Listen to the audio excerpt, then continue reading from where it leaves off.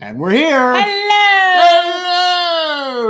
Hi, all. Welcome. It's Wednesday night, Generational Change. I'm Jen. I'm Peter. And we were just talking about today. Yeah. What is today? I don't know, but I felt like I had a really productive day today. I feel like my day was productive, but not productive enough. It never is for you. You're never satisfied. No. That's the thing. I'm satisfied. I feel like I had a productive day. Your definition of productive day is get out of bed and get downstairs without falling down. So that's really rude. That's so rude. That's so rude. I actually got a lot of things done today for our little project. Well, are we allowed to talk about our project? We have to keep it quiet. No. Well, no. And also for the project that we do talk about, which is our Gen Z report that's going to be coming. We're actually having our first production meeting tomorrow night. And then the Gen Z report, if all things go well tomorrow night, should start next Thursday. I think we're going to say 8:00, but I'm going to let them decide.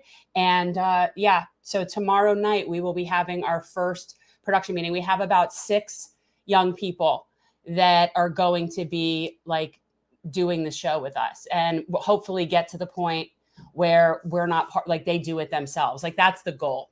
So that's what we're going to be working on. That's a good project too. That is a good project. A lot of projects. Yes. And of course we've had a lot of stories that have been propping up. For those of you who obviously have been paying attention, Silicon Valley Bank kind of has everything hanging in the balance right now. Not really a surprise. President Biden has, I would say, they would say bail them out, but I say bought them out, or is it one buys one out, the other buys the other out? I just think it's sort of like a symbiotic exchange of resources. That's true. One hand washes the other at that level. Because when the people of East Palestine need help, they scream bloody murder that, hey, you really got to help us. We're dying over here. Wait, it's okay. Just wait. Maybe we'll get to it. And Trump gets there first. In about 10 months, if you're lucky. But if Silicon Valley needs help, please, jumping on a spring. Like, how quickly can I get over there to help you? And if that's not enough, we have made it very clear that there were many distinctions between Bernie and Biden, despite what the normie Dems want to believe, is that as long as it's a Dem, it's okay. And so, of course, so much. One of the huge issues, of course, is the environment. And we have been trying to emphasize just how devastating it is that the president... But it's the Willow Project? The Willow Project has been approved as if he wasn't bad enough as it is, President Biden, or issuing more drilling permits than Trump did in 4 years, and he's been in there 2 years. And he said, no more drilling. In all fairness, though, and we have to be accurate if we're going to say that, he has not issued more permits. He has not issued more permits. TM, where the hell have you been? Glad you're here. And of course, another huge story, a very positive story out of TM's state of Michigan. They have overturned right to work laws. There's the Democrats doing something good. But of course, this is Midwestern Democrats. Yeah. The best Democrats probably. Rust Belt Dems. Yeah. The ones Those are real Dems. The ones who get it. Labor Dems. Yes. And so, of course, right to work is bullshit and shouldn't exist. Unfortunately, there's a lot of people who really think you can live in a libertarian utopia in this country. It really, really sucks. I think really, let's just give them a state. We should give them, I think, Wyoming. We couldn't have picked a better time to have the Amazing Atheist come on our podcast because one of our good friends, but also somebody that we both admire greatly, Nina Turner, was the subject of a very popular video that he put out earlier today. Basically, there are the neoliberals insinuating that I think TM may be a few minutes behind. That's probably what she said. That's okay. Insinuating that Nina has gone MAGA. But wait. Can you explain? Wait. Because she suggested that you got to help people. Well, let's bring him in because I don't know who a lot of the people are that put that out there. So I am not familiar with whoever the stooge is that put that tweet out. Like, I don't know who that is. It could be somebody with like millions of followers. I have no idea. He's a fellow podcaster. He has obviously got the takes to end all takes. And of course, he's got a lot of humor to go with it. The Amazing Atheist, welcome back to Generational Change. All right. Hey. Hi. Oh, sure. He's a king. I am. Okay. Yes. Please, thank you. I appreciate it. I mean, Easter's around the corner, but if you want to christen me now, that's fine. I'll realize that he's an atheist. I understand, but that's the humor. I'm just gonna, Yeah. Bow to your king. How I originally ever found you in the first place. And the same reason I actually found Kyle Kalinske was my sort of secular atheist. Like, it really was how I originally started watching stuff, was based on finding a community of atheists where it was safe. Yeah, like other like-minded people. That's how I originally started, like before it was political. But you were just listening to what we were saying about Nina, and if you could clarify, like, because I'm not on social media, so I don't follow who this person is who puts out this ridiculous nonsense about. I Nina. have no idea, honestly. I was just scrolling through Twitter and I saw some guy that was saying like Nina Turner goes full MAGA, and I was like, what? So I decided to watch the clip. And the clip where she goes full MAGA was basically her just saying like, you know, the people in East Palestine, you know, they shouldn't be, you know, we shouldn't starve them or treat them any differently just because they were like Trump voters or whatever. And this guy was like, see, it's like, what? That's pretty weird, you know? Yeah. She was basically just cautioning like, hey, look, you know, we can't like write these people off or look down on them as Democrats just because they were Trump voters. And for saying that, she was labeled as like, oh, she's full MAGA now. It's like, what? I mean, it seems so silly. So, but I have no idea who the guy was that said it. I don't even remember his name at this point. I just looked at a Twitter thread he made and responded to some stuff. Because he had a bunch of other clips of Nina Turner where he was trying to be like, oh, look, she, you know, she has criticisms of Democrats. Obviously, she's MAGA. It's like, all right. Bro. Yeah, because that's the only two things in the world is mainstream Democrat and MAGA. You know, that's the spectrum. Well, that's the menu that that's the menu we're allowed to have, right? Like that's the preferred menu choices, and anybody who does not fall within that choice will get assigned one of those, one way or the other. Like if you're in one of those parties, you're either with him or not with him. As someone who typically has some like pretty weird takes on shit, I find it very strange when people try to put me into like any sort of mainstream political party. It's like, you know, I don't feel like my views really fit, but you go ahead and label me whatever you want, I guess. Well, we had a person that was down here locally that I had noticed in a chat not too long ago when we were filling the state party chair here in Florida. And what the person said was, and they were actively doing voter registration drives. And she said, overwhelmingly, people are either registering as independent, which was the overwhelming majority.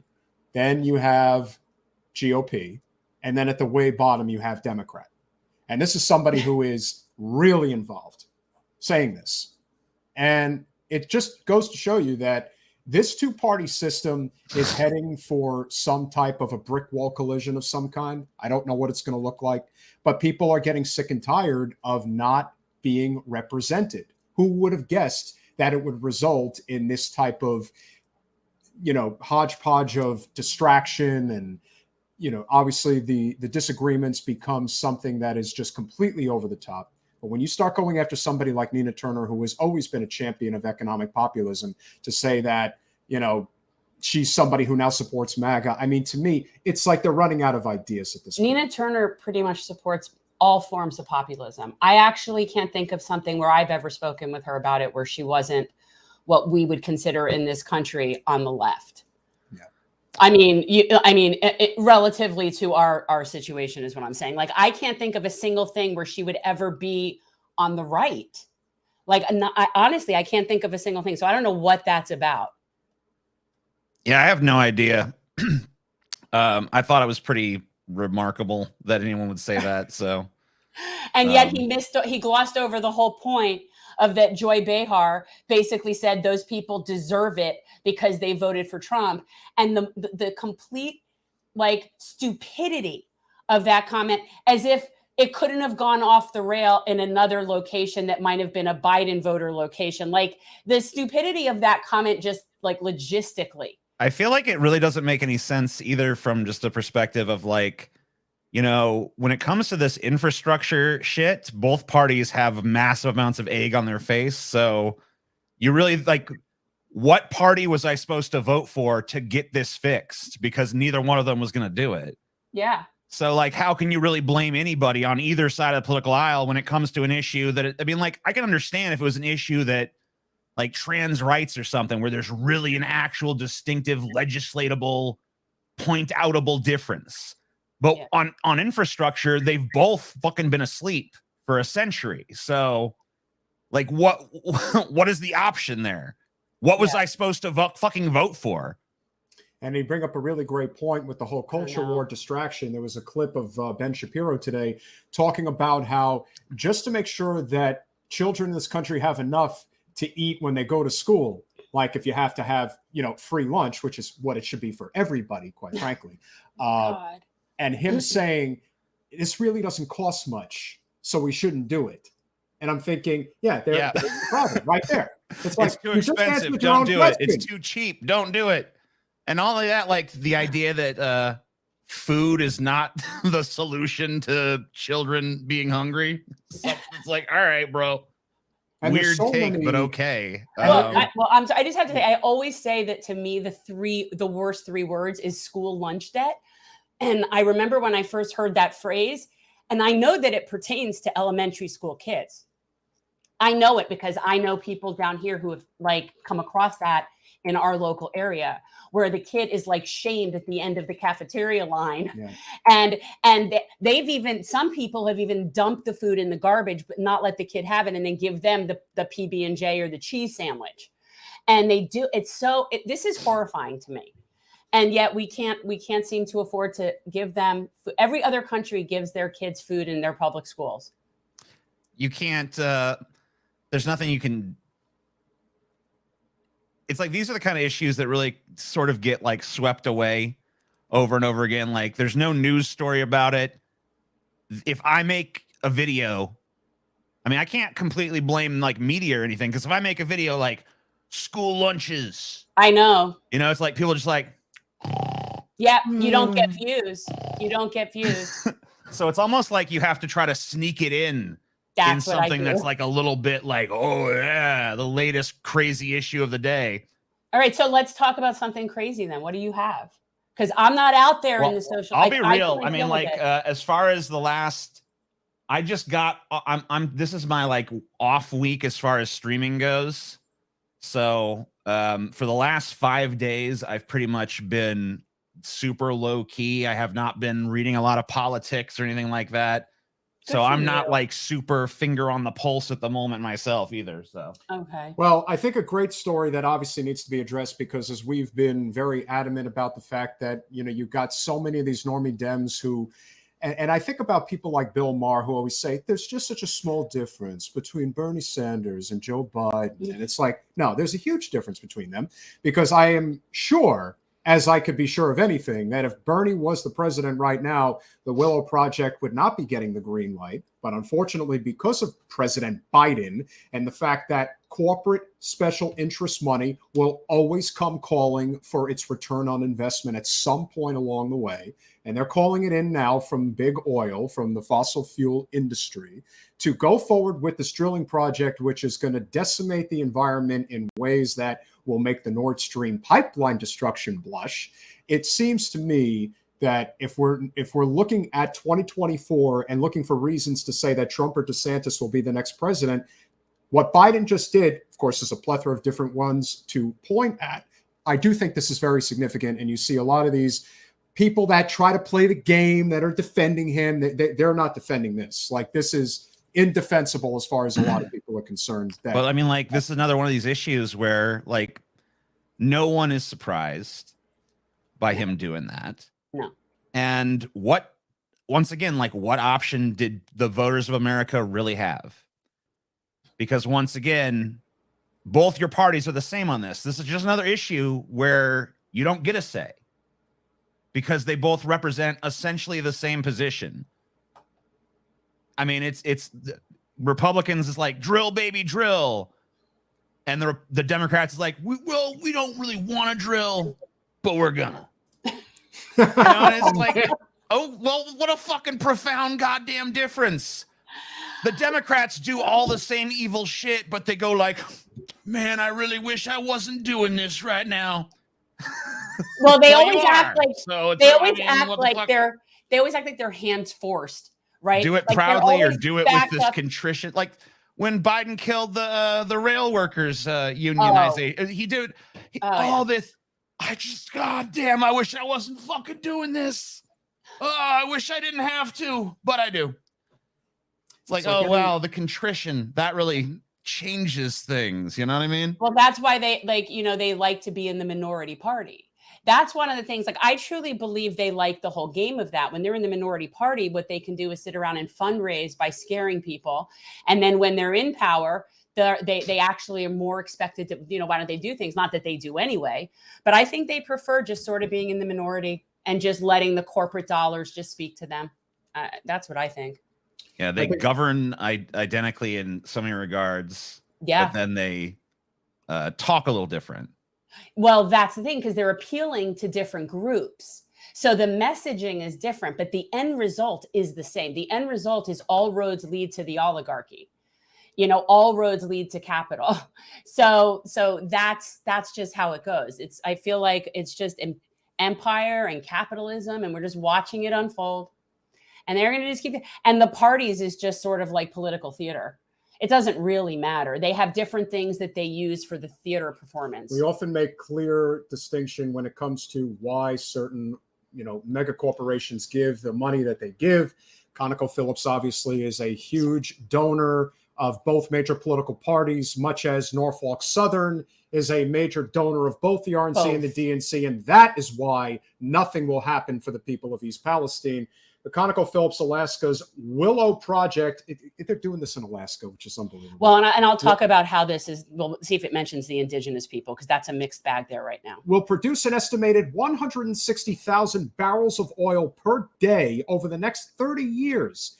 Burning this oil will produce 260 million tons of carbon, equal to the annual output of 66 American coal plants. The Biden administration's decision to approve the project comes a day after it had said it would ban or limit in some other areas of Alaska and the Arctic Ocean. Well, that went out the window pretty quickly. And the approval of the project by the Bureau of Land Management will allow 3 drilling sites, including up to 199 total wells. Yeah. And oh then my God, look at that. When you look at the size of this amount of land mass, you're talking about the size of probably Montana and Wyoming combined. That's how much space this is taking. But I don't think people really understand. Like, for anybody who doesn't know, like, I think like 5 of our national parks are in Alaska, and it is the most raw wilderness. And where that is like, that's where that is. TJ, how about this for a kicker? He managed to get Deb Haaland, who is a Native American, out to defend this project. U.S. Secretary of the Interior Deb Haaland described Willow as a difficult and complex issue that was inherited from earlier administrations. And she added that officials had limited decision space to block the project because ConocoPhillips has held leases in the area for decades. You mean ConocoPhillips is threatening to give all their money to Trump and DeSantis if you don't go forward with this project? I mean, we don't even have to read any further. It is just so obvious what this is. I'm disgusted.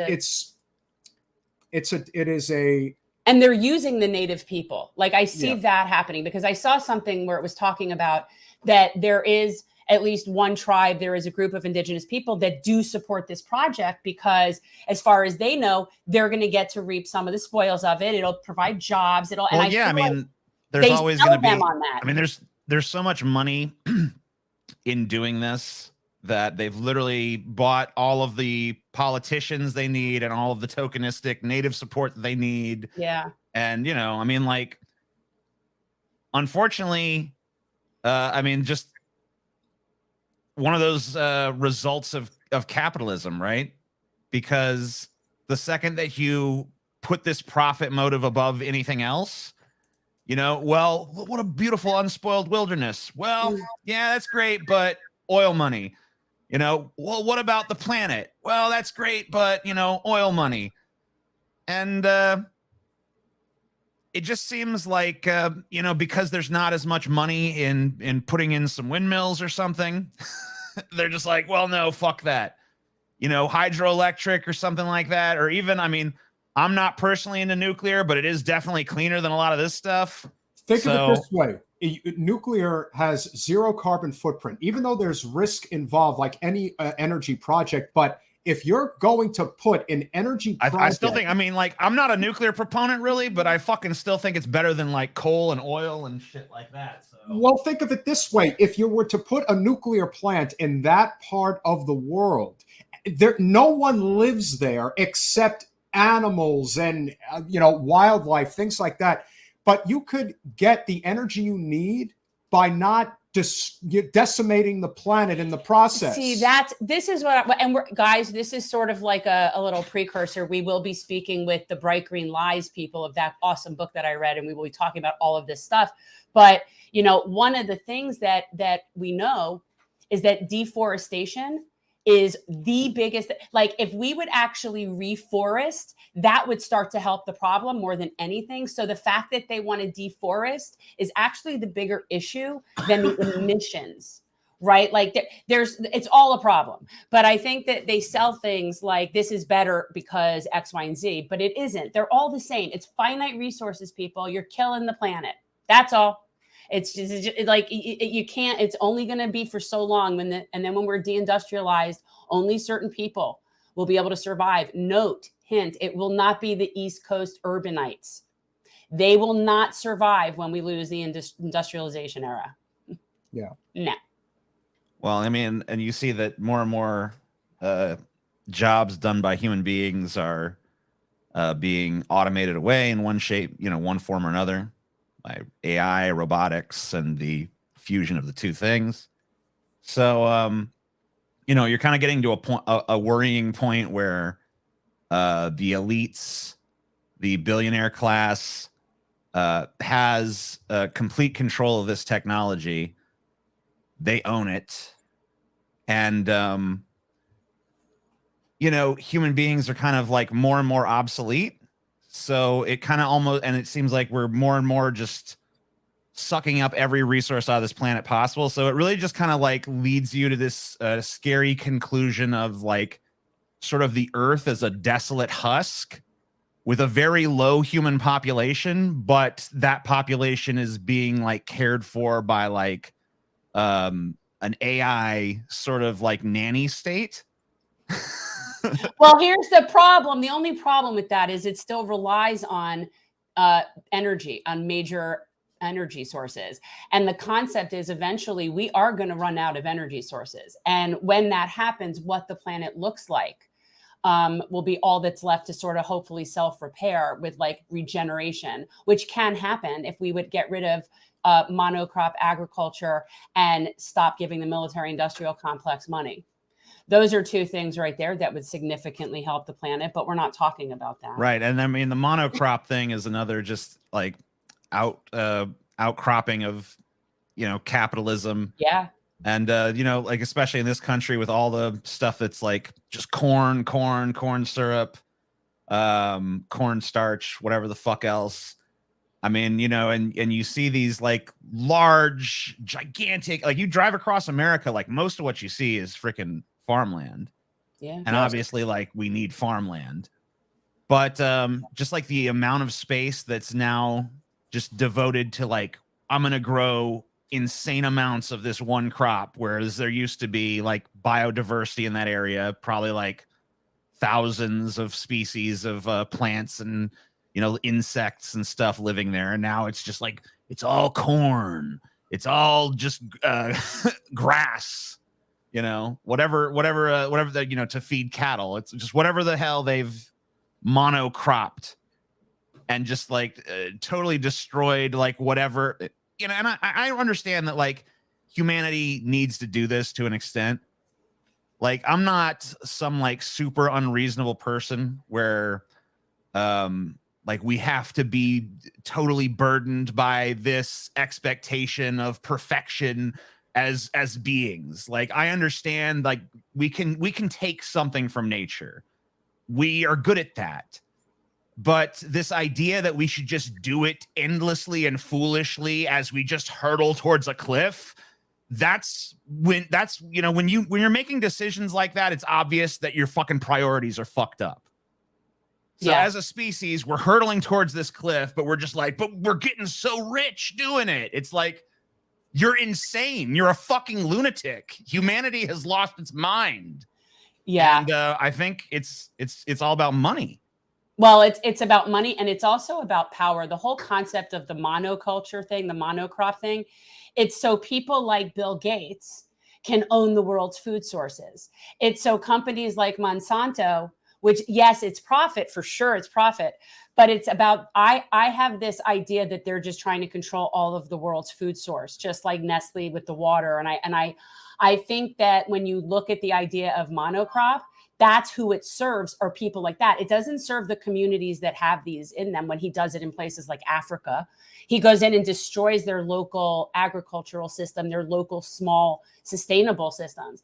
And that's what's killing the planet. If we all had sustainable agriculture with rotating grazers and all of that and replanted trees, we could actually solve a lot of our issues. It's not that, like, it really could be done. And right. yet, no, I agree with you on that. But it's like the priorities are just in a totally wrong place. Yeah. You bring up a very good point again, and I think this is a good transition. You know, we've heard for so many years that Democrats fall in love and Republicans fall in line, but what's really happening right now, even though I think it's the reverse now. Yeah, the two parties are still, you know, the GOP still represents management. They're still very much a, you know, corporate party. They're still very much the party that, more than anything else, the worst part of them is the fact that the most significant and consequential part of their voting demographic are evangelicals. In addition to that, the Democratic Party pretends that there's something other than a bougie, big city coastal elite party that represents Wall Street and Silicon Valley. And yet all the while, we're living in a world today where people believe that the Democrats still represent labor in some capacity, which is non-existent at the federal level. Hats off, obviously, to Michigan for repealing right-to-work laws. And the best Democrats in the country are still in the upper Midwest region, the Rust Belt region. But overall, we're not seeing the type of things that would lead you to believe that we're heading on the right path. And so right now, my biggest concern is that Biden is failing left and right on every major issue. And the only thing they could do is go out there and tweet this idea that, look, we reduced insulin prices by a little bit. Aren't we doing great? And this whole place is falling apart. Yet I don't see any pushback on him whatsoever. None. There is no attempt to try to push this guy. Yet on the GOP side, you literally have a war brewing right now between Trump and DeSantis, and there will be other people that will get in the way, so to speak, and they'll create this, you know, big, robust primary situation. It's looking so obvious that the GOP is going to win in 24, and yet on the Democratic side, it's like they're just letting it happen. Why do you think that is? I really don't know if you can. I think politics is losing a certain degree of predictability. I think a lot of conventional wisdom is sort of out the fucking window as of late, just because of the very strange place our country is in psychologically. So I have really no idea who's going to win in 24. I want to believe that the Democrats will be punished for their terrible, lackluster performance, but I'm not really sure that will happen. I think that there's a pretty good chance that people just take a look at this choice once more and go like, all right, crazy versus ineffectual. I guess ineffectual is better than crazy. Or maybe they're like, I'm tired of this ineffectual bullshit. It's time to roll the crazy dice.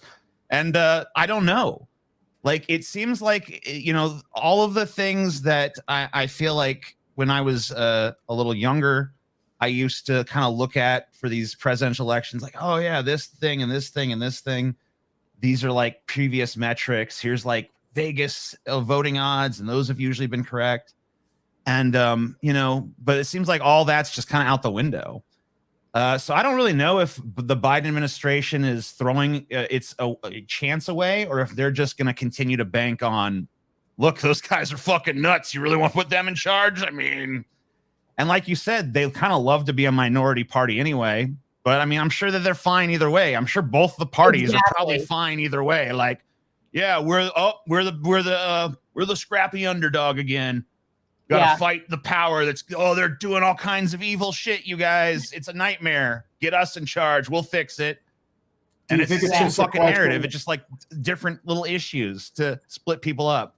And distract the fact, like I'm not saying these parties don't have any difference on any issues, but like I noticed that the stuff where they really differentiate themselves from one another is all the stuff that doesn't really matter to a billionaire somewhere.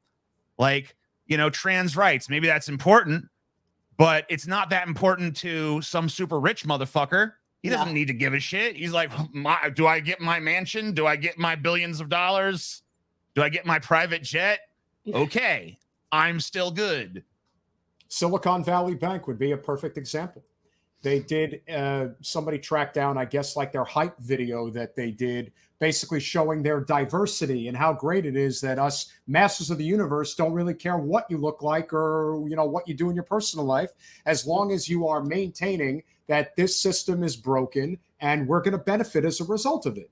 And to me, that says all you need to know. And all the while, the people of East Palestine are dying.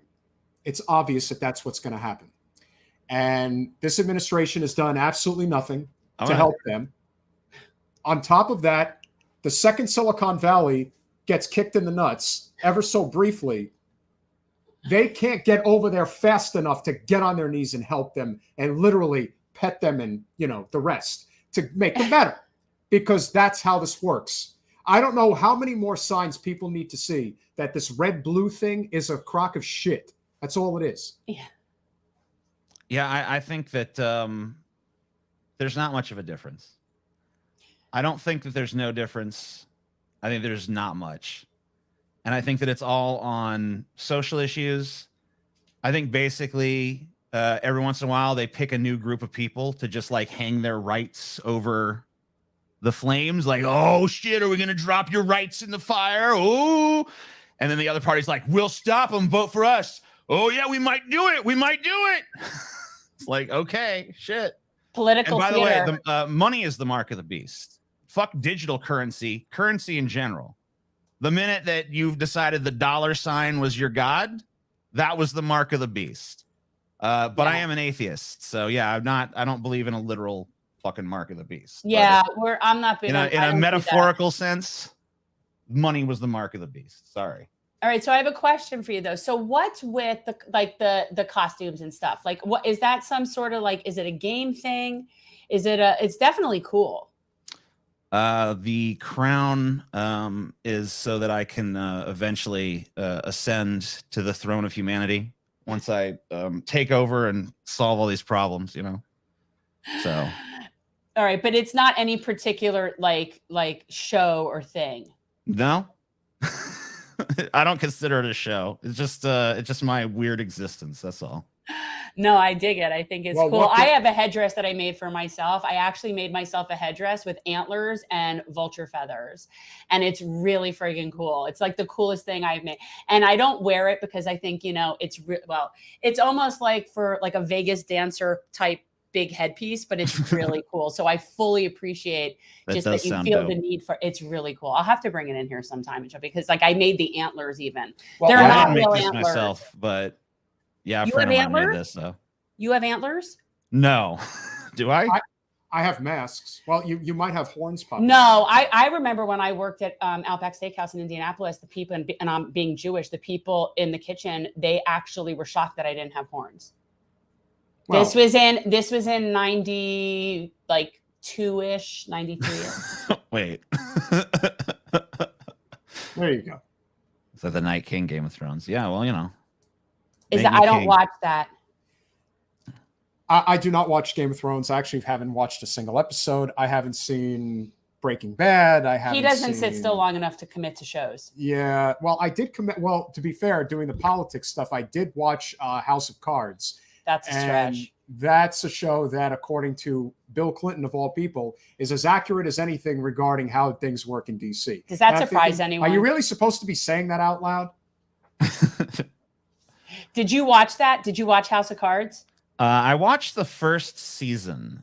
Yeah. I found that was pretty much like enough for me. Like I liked it, but I was like, I don't really feel like I want like an insane amount more of this. So I kind of like, and then, you know, after all the stuff happened with you know, he had to leave the show obviously for his, you know, whatever. But yeah, I was kind of glad that I'd checked out early. You know, so whatever. But yeah, it was a cool season. But yeah, I've watched all those shows because like pretty much I'll go through like periods of like hyper doing stuff, and then like it's like, all right, now it's time for me to shut the fuck down for a period of time. And you binge watch. That's when like I'd go into zombie mode and just like more Sopranos or whatever the fuck I'm watching, you know. Yeah, I did watch The Sopranos. I'm a Jersey guy, so of course that's it's binge watching. I appreciate it. Well, that probably is the best television show ever made, so why not? That's your favorite, Sopranos? I don't know. I don't know if it's my favorite, but it's the best. Okay, I don't know. I'm not gonna. I like for me, Breaking Bad was like one of the better series that I've seen in a long time. Yeah, but like that show takes a lot of fucking pages out of the Sopranos playbook, though. Course. Okay, so you're just basically saying it's not as original in terms of. Well, that's like Boardwalk Empire. It's the same thing. They just kind of they find. Well, how many new ideas do you people think there are? That's the problem. There's too much stuff. There's too many superhero franchises as well. Well, yeah, you know, I mean, everything has its little day in the sun. You know, the superhero shit. I mean, that'll fade away. That looks like it's like got about 10 more years in it, 15 maybe. Yeah, I mean, honestly, it's like you make one great horror movie, you make one great action movie. It's like, okay, how many different ways can we create this? Do a prequel, a sequel, an origin story. It's like, oh my god. Yeah. But hey, you know, once again, I mean, capitalism fucked this shit up, because if there was more of a, I mean, if money was less of a profit motive there, and people were just like, we just love making movies, like you wouldn't see like, we just love making 12 dozen of this same movie over and over again. Yeah. So, although I will say, now that Mr. Kwan, aka Short Round, has won the Oscar, and now everyone's talking about an origin story for him in an Indiana Jones universe, or having him as an adult Short Round acting. Well, they're making the new Indiana Jones is coming out, right? That's right. And so now you can easily see where they're going to offer him a boatload of money and be like, hey, would you like to reprise the role of Short Round and basically be the heir apparent to Indiana Jones? It's like, yeah, I could see that happening. Absolutely. And either they're going to choose whichever's going to be more profitable and get more juice from it. Either they make a movie or they make a series. I would say a series is probably more likely. Yeah, I kind of have I don't know. It's pretty recent, but I kind of just made a decision at a certain point. Like, I'm done with, and when I say I'm done, I don't mean like never will I do that, but I'm strongly like weighted against seeing anything that's a reboot, a remake, a sequel, a fucking another entry into a fucking long, tedious franchise that just stretches back into infinity. Fuck that. Like, give me something different. So that's why, I don't know, I've been trying to like, you know, reward movies with my attention that are like a little bit more off the beaten path, but I don't really like super artsy shit either. So basically that means like weird schlocky sort of concepts. And I think that America is kind of starting to come around to my way of thinking, because Cocaine Bear was a surprisingly big hit. So I didn't see that. I don't even know what's about. No, what was that? Is that literally about a fucking bear that does cocaine and kills a bunch of people. Yes. Okay, yeah, see, that's not for me. Isn't that based on a true and that's based on like a true story or something? I think it is. It's like based on an incident. Is that like up there with like the Tiger? It's based very, very fucking loosely on a true story. The true story is a bear found cocaine, ate it, and died. But the movie story is a bear found cocaine, ate it, went on a rampage, killed a bunch of people, and that's pretty much it. That just, to me, those kinds of movies just sort of give people license to kill bears. For those of you who are wondering why, it's pretty tongue in cheek. For those of you wondering why anyone's taking any real lessons from that one. Yeah. For those who wonder why we don't have a huge audience when we live stream, it's because our show is shadow banned. We made a decision, or Jen made a decision early on when we were running our show, that she was going to make herself known to the entire political establishment regarding Julian Assange. Yes, I did. And it clearly paid off because they clearly do not like that we talk about the fact that we are huge supporters of the First Amendment and that either you support it or you don't. Yeah, so There's we're gray. and I'm not exactly sure what he means to be shadow banned, but I know that we are definitely on the list of people that do not get like any sort of help with our channel. And like we are so trickling slowly. Well, let's put it this way.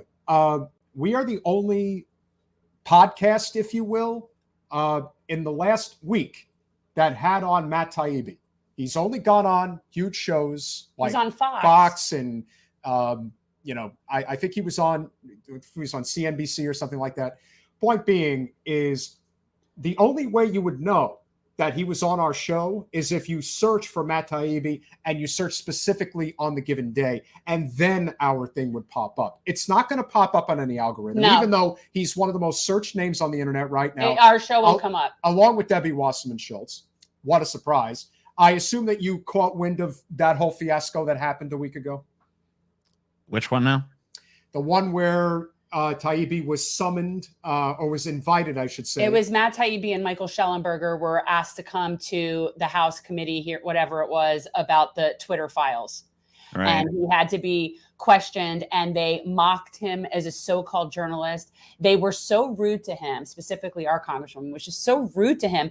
And he was there voluntarily. This wasn't like a criminal proceeding. She's not prosecuting him. He was voluntarily there to ask questions, to answer questions. And they were so rude and disrespectful. And the hardest part about it was watching fellow content creators who claimed to be on the left basically giving a tongue bath to Debbie. Yeah. And I'm just thinking, what is this? It's because they hate Elon Musk so much that's what 100%. that they're willing to say Debbie was right in going after Matt Taibbi when the issue has nothing to do with any of that. Well, why don't you just say, listen, we cannot stand Elon Musk. We do not agree with what Matt Taibbi did, but we don't need to hear a word from somebody like Debbie Wasserman Schultz, who is the bane of everyone's existence in politics, or at least should be, regarding integrity, ethics and corruption. Her talking about ethics is the funniest thing. Still seeing people act like, oh, well, Debbie really stuck it to him. First of all, even if she did, which she didn't, I would look at this and think, you got to watch it to see this. It's ridiculous. You couldn't have a better spokesperson for the Democratic Party. I mean, pick anybody else. Okay. You could have picked Nancy Pelosi, and that might have even been better. So I'm going to ask you to. So this is the quote that she made, and I wrote this down because I still have yet to have anybody explain it to me. Maybe you will understand this. This is the quote that she said to Matt Taibbi. Hypocrisy is the hangover of an addiction to attention. I mean, it kind of sounds like a song lyric. Okay, but what does that mean? I don't know what that means. What I know is I don't know. I think it's something you could just kind of read whatever you want into it, you know? It's a meaningless platitude, but to me, hypocrisy is Debbie Wasserman Schultz talking about hypocrisy. Or actually more that's irony. And we've got people in our chat right now saying that Matt took a huge L and that it was, I'm like, what are you watching? Him and Schellenberger were like laughing at them. Well, yeah, like I said, I kind of have been tuned out for the last 5 days or so about pretty much any politics. So probably a good thing. Yeah, I don't know. I don't know much about it. Sounds like something I should probably know more about before taking a strong position on. So yeah, just go watch it. You just got to watch. I'll take a look. The deal is they were given information by Elon Musk, and so the information they put out was cherry picked and given to them. That's how journalism works. Sources give you things, you verify whether they're true, and then you put it out. You can't create information given to you that doesn't exist. You don't have to hold back on putting out true information and see if the Democrats did something or the Republicans did something too. And they basically called him in and wanted to know his sources. I mean, this is like the oldest thing in the book when it comes to something leaked that we don't like. It's like, well, it only leaked because the opposition. So, I mean, like, that's pretty normal reaction to that kind of shit. It's very fascist. And the whole concept of trying to get them to reveal source, it felt like a McCarthy hearing to me. And he's sitting there voluntarily to answer questions. Like at some point, I think I would have just stood up and left. There are people who feel that the reason why Debbie got one over on him is because he presented information that was given to him by whomever. Let's just assume it's a source of Elon Musk, whatever. that the information was incomplete or that it was heavily slanted to make the Democrats look bad. Okay, and that may all be true. The only thing that matters is the content true, or is it misinformation? Is it a lie? Is the information presented fabricated? Is the information presented false? Did they, Right. But I mean, the thing is that either one of the political parties at this point, when presented with something like that, is going to have an identical reaction, which is basically they're both going to say the exact same thing. It's like, well, that's slanted information. That's fucking presented out of context, blah, blah, blah, blah, blah. And that's going to be the line. I mean, so like, whether it's, Debbie Wasserman Schultz or whoever it is that comes out there and says that, that's going to be said. Whether you're making accusation against Republicans or Democrats, no matter how much evidence there is of it, one way or the other, that's going to be the tactic. That's going to be the line. So it really doesn't surprise me that much. But yeah, I mean, it'd be nice if the government was actually like, oh yeah, all right, fine, we did that, blah, blah, blah. Here's restitution of some kind. But, that's really not the nature of our government at this point in history, or any probably other. And we see, and listen, we see it all the time. We see that there are things that are taken out of context on both sides. It's all about one-upmanship. It's all about trying to make your side look good and the other side look bad. But you don't take it out on the journalists. No. You don't go after the journalists that are presenting the information. That's not the problem. There's we always suspected that there is collusion between big government and big tech. That's not a stretch. I mean, look, when one party starts doing something, the other party instantly starts doing the exact same thing. It's like, oh, wait, does that tactic work? And, when Donald Trump was confronted with something he didn't like, he would just say fake news. And, now, I mean, the Democrats are going to do the same thing. When they're confronted with something they don't like, they're not going to say it the same way. They're not going to be like fake news. No, they call him in and accuse him. They're going to put it out there with some kind of like the same basic messaging. Like, oh yeah, you can't trust this. Thing, and we love, Carrie, we have great supporters in the chat. El Nostradamus, lying by omission is still lying. There's no omission. There's no omission. That's not lying. You don't have to like Elon Musk, and you don't have to like that they're only trying to shade the Democrats. What matters is whether or not the information is true. Is it true? Then that's what matters. It's not Matt Taibbi's job to to dig around when something is given to him to release in a whistleblower type scenario. It is not his job as a journalist. I would just say that for me, maybe there's something I don't know that you guys could like fill me in on. Sure. But when it comes to the Twitter file stuff, my main thing is like, it just like, it didn't really seem like there was much there to me. There isn't. So, I mean, I don't really understand why there's congressional hearings going on this shit. I don't either. Because it makes the Dems look bad. Because it shows that there is that we, the working people, get nothing. And we're going to like it. And we're just going to accept the fact that we are completely effed. And see, I don't see how it makes them look any worse than anybody else. The concept of collusion between the deep state and our media, to me, is just, yeah, so, and then what? The fact that he had some evidence and some information that happened to make the Dems look bad. So we all know that it could just as easily make the Republicans look bad. That's not the point of this. I mean, there are people who really believe that Taibbi shouldn't have released anything.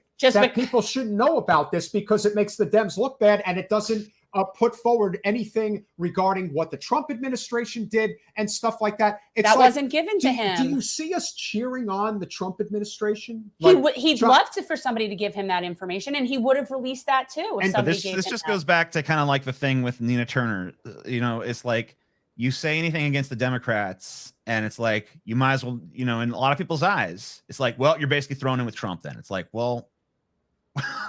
So basically the only political positions I'm allowed are mainstream Democrat or mainstream Republican, and nothing else can be allowed. If you say anything outside of that paradigm, we will figure out how to put you into it somehow. And it's like, I'm not part of it. Yeah. I can't be. The things that I believe are not congruent with any of it. So I don't believe in it. So stop trying to put me into it because I'm not a part of it. Okay. And when somebody says this about Matt, and all I'm thinking is, do you understand how many thousands and thousands of pages of stuff was released? I mean, these people have no idea how journalism works. If none of you are a journalist, honest to God, please just have stop. No idea how this works. Yeah, you're just jumping on a partisan, tribalist hack job. That's all you're doing. You're just jumping on board like a bunch of ovine. Well, I think what's happening here is, to kind of defend the audience a little bit, I think what's happening here is basically there's two narratives that are going on, and they're both true, because the narrative that the audience is saying is like, Matt is a useful idiot for whoever put this information out there, which to some extent is true, because it probably was selectively released to him. But if you're a journalist, it is your fucking job to publish true information if it's fucking newsworthy. If you're given something that's like, this is partisan shit, well, let me look at it. Is it true? Yeah, it seems like it's true. I'm going to print it. That's the job of a fucking journalist. Right. So, but like, both things can be true. Someone could have been using him, but also he did his job as he's supposed to do his job.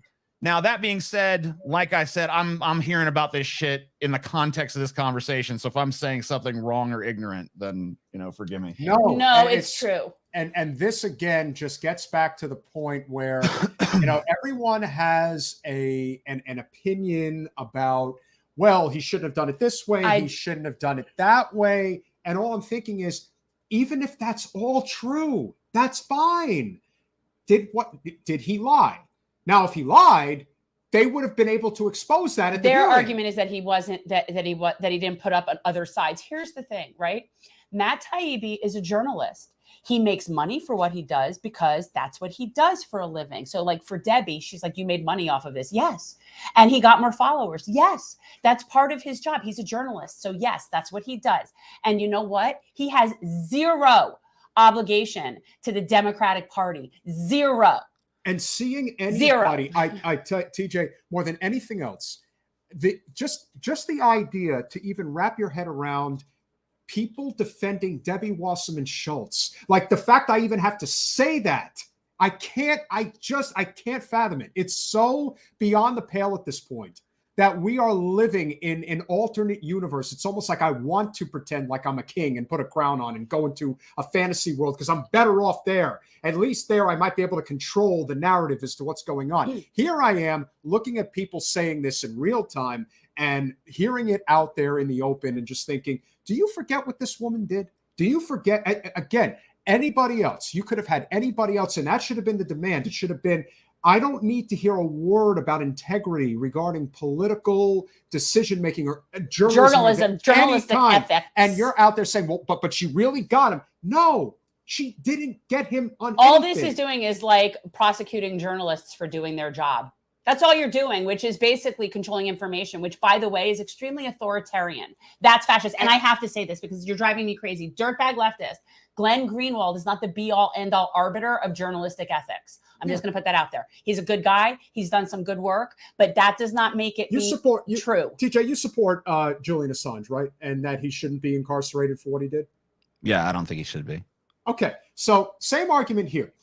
He released information at two very significant times in our lives. He released the information regarding torture in Guantanamo Bay and the different things that the Bush administration was doing regarding basically killing and torturing people for the purpose of prolonging an endless war, which should never have been begun, should have even started to begin with. You have these war criminals that are still walking free to this day. And then you have the release of the John Podesta and Hillary Clinton emails, which flipped it on the other side and made the Democrats look so bad. And then they still threw Bernie under the bus. They still went ahead with what they were doing. And ultimately, Donald Trump became president. Now, you could say whatever you want, but as far as I'm concerned, we can all agree that the prosecution of Julian Assange should not exist. Well, even though Matt Taibbi is not being threatened with prison, I don't hear anybody who defends Assange or defends journalism saying, man, he really shouldn't have released that information about Hillary Clinton. That really swung the election. It was totally dishonest and it totally slanted the message that was being conveyed here. Well, you're doing the same thing right now. You're basically saying, I don't particularly like the way that Matt Taibbi released some information and not all. I'm thinking, But no, here's the thing. If I had information that was important to the general public to let them know that, hey, we have a podcast. We try to put information out there that we hope would be relevant to the general public. But because we are clearly not showing up in any way whatsoever on the algorithm, that it's probably not good that that's happening.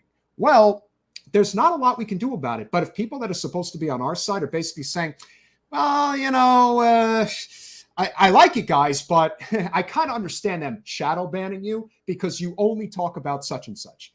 No, either you believe in the First Amendment or you don't. It's just, it's so fucking cut and dry. Well, the truth is the only people that really have a problem seemingly with it are the people that it's about partisan politics to them. If you were to take partisan politics out of there and we didn't mention the political affiliation or party of the people that we're talking about, then it really wouldn't matter to you one way or the other. It would be exposing the corruption that it's exposing. The fact that you're turning it into a political thing and a partisan thing and making it a circus is just facilitating a facade of a government that really has nothing to do with either of those parties.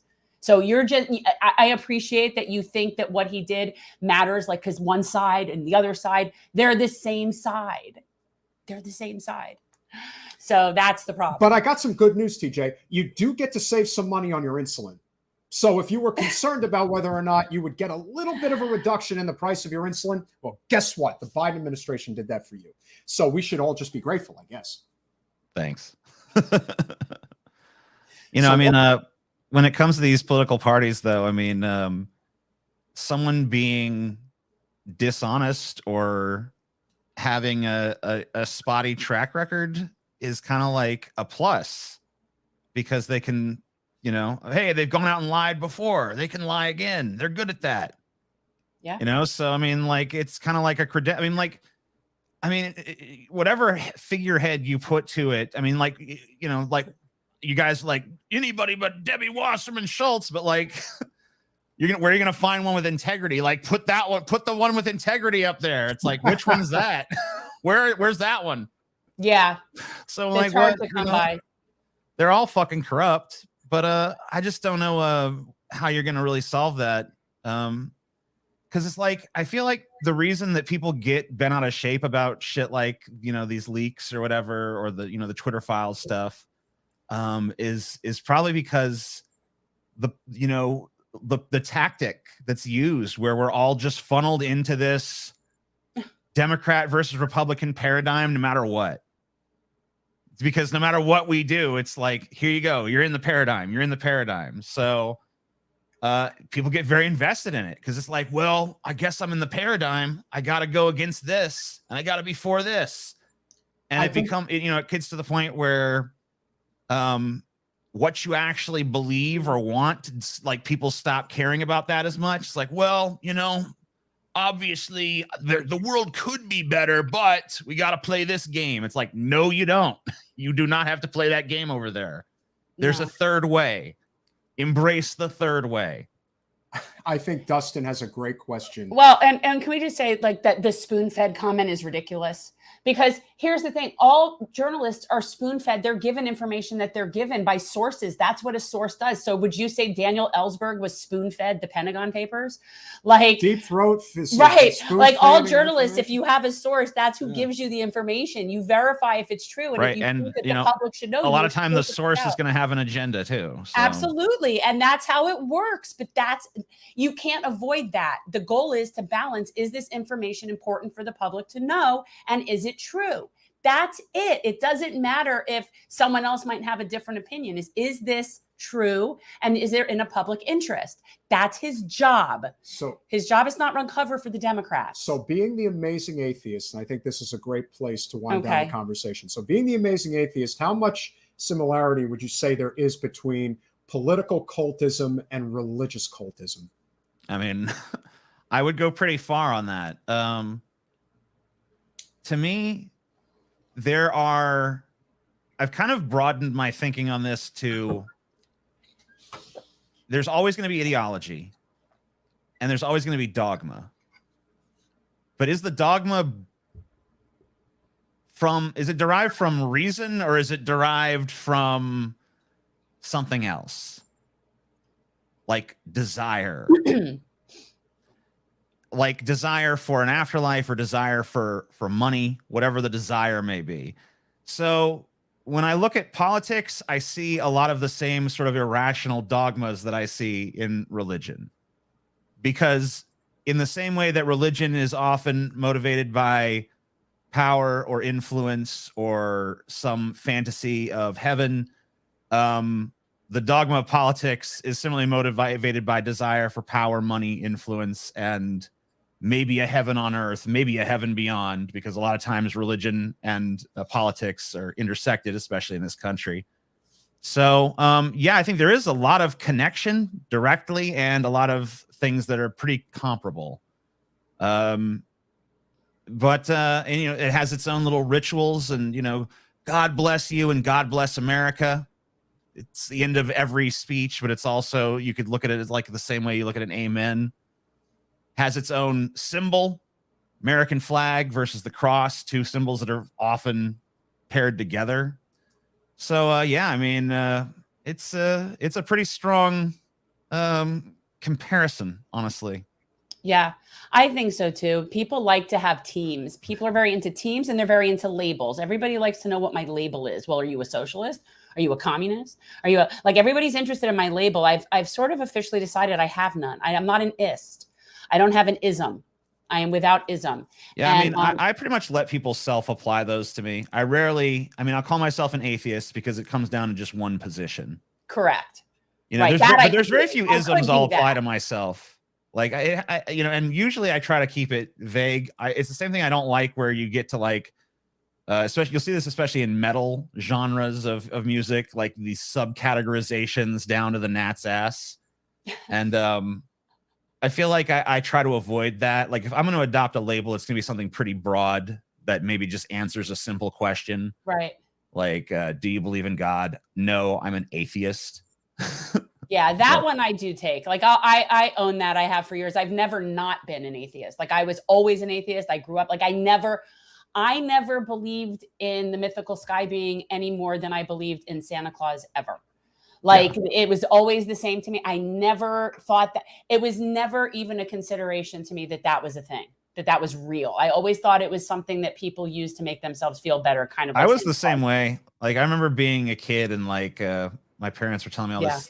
I remember putting up a bunch of like a blockade over the door when I lost a tooth. So they'd be like, you know, to prove the tooth fairy didn't exist and it was them busting in. I just used it as an opportunity to get money. Well, I mean, yeah, but I wanted I knew it was them. But I knew it was them too, but I wanted them to know because I told them, I was like, you know, I know it's you, and they're like, no, it's a tooth fairy. It's like, I know it's you. It's a tooth fairy. It's like, no, I'm gonna, you know what? Fuck you. I'm gonna prevent this from happening. You know, it's funny that you mentioned that we don't act with reason because that's a big thing for me. And whenever I sign letters, people know if I sign emails, it's always in reason, passion, and justice. And to me, the biggest thing that I feel is how I would define myself is really basing choices and decisions and opinions on reason and really doing everything I can to break it down and look at it as reasonably as possible. And like what I'm seeing when people get all unreasonable and all huffy and puffy, it's you're losing that. You're in your monkey brain right now. And we're not going to get things done with everybody in the monkey brain.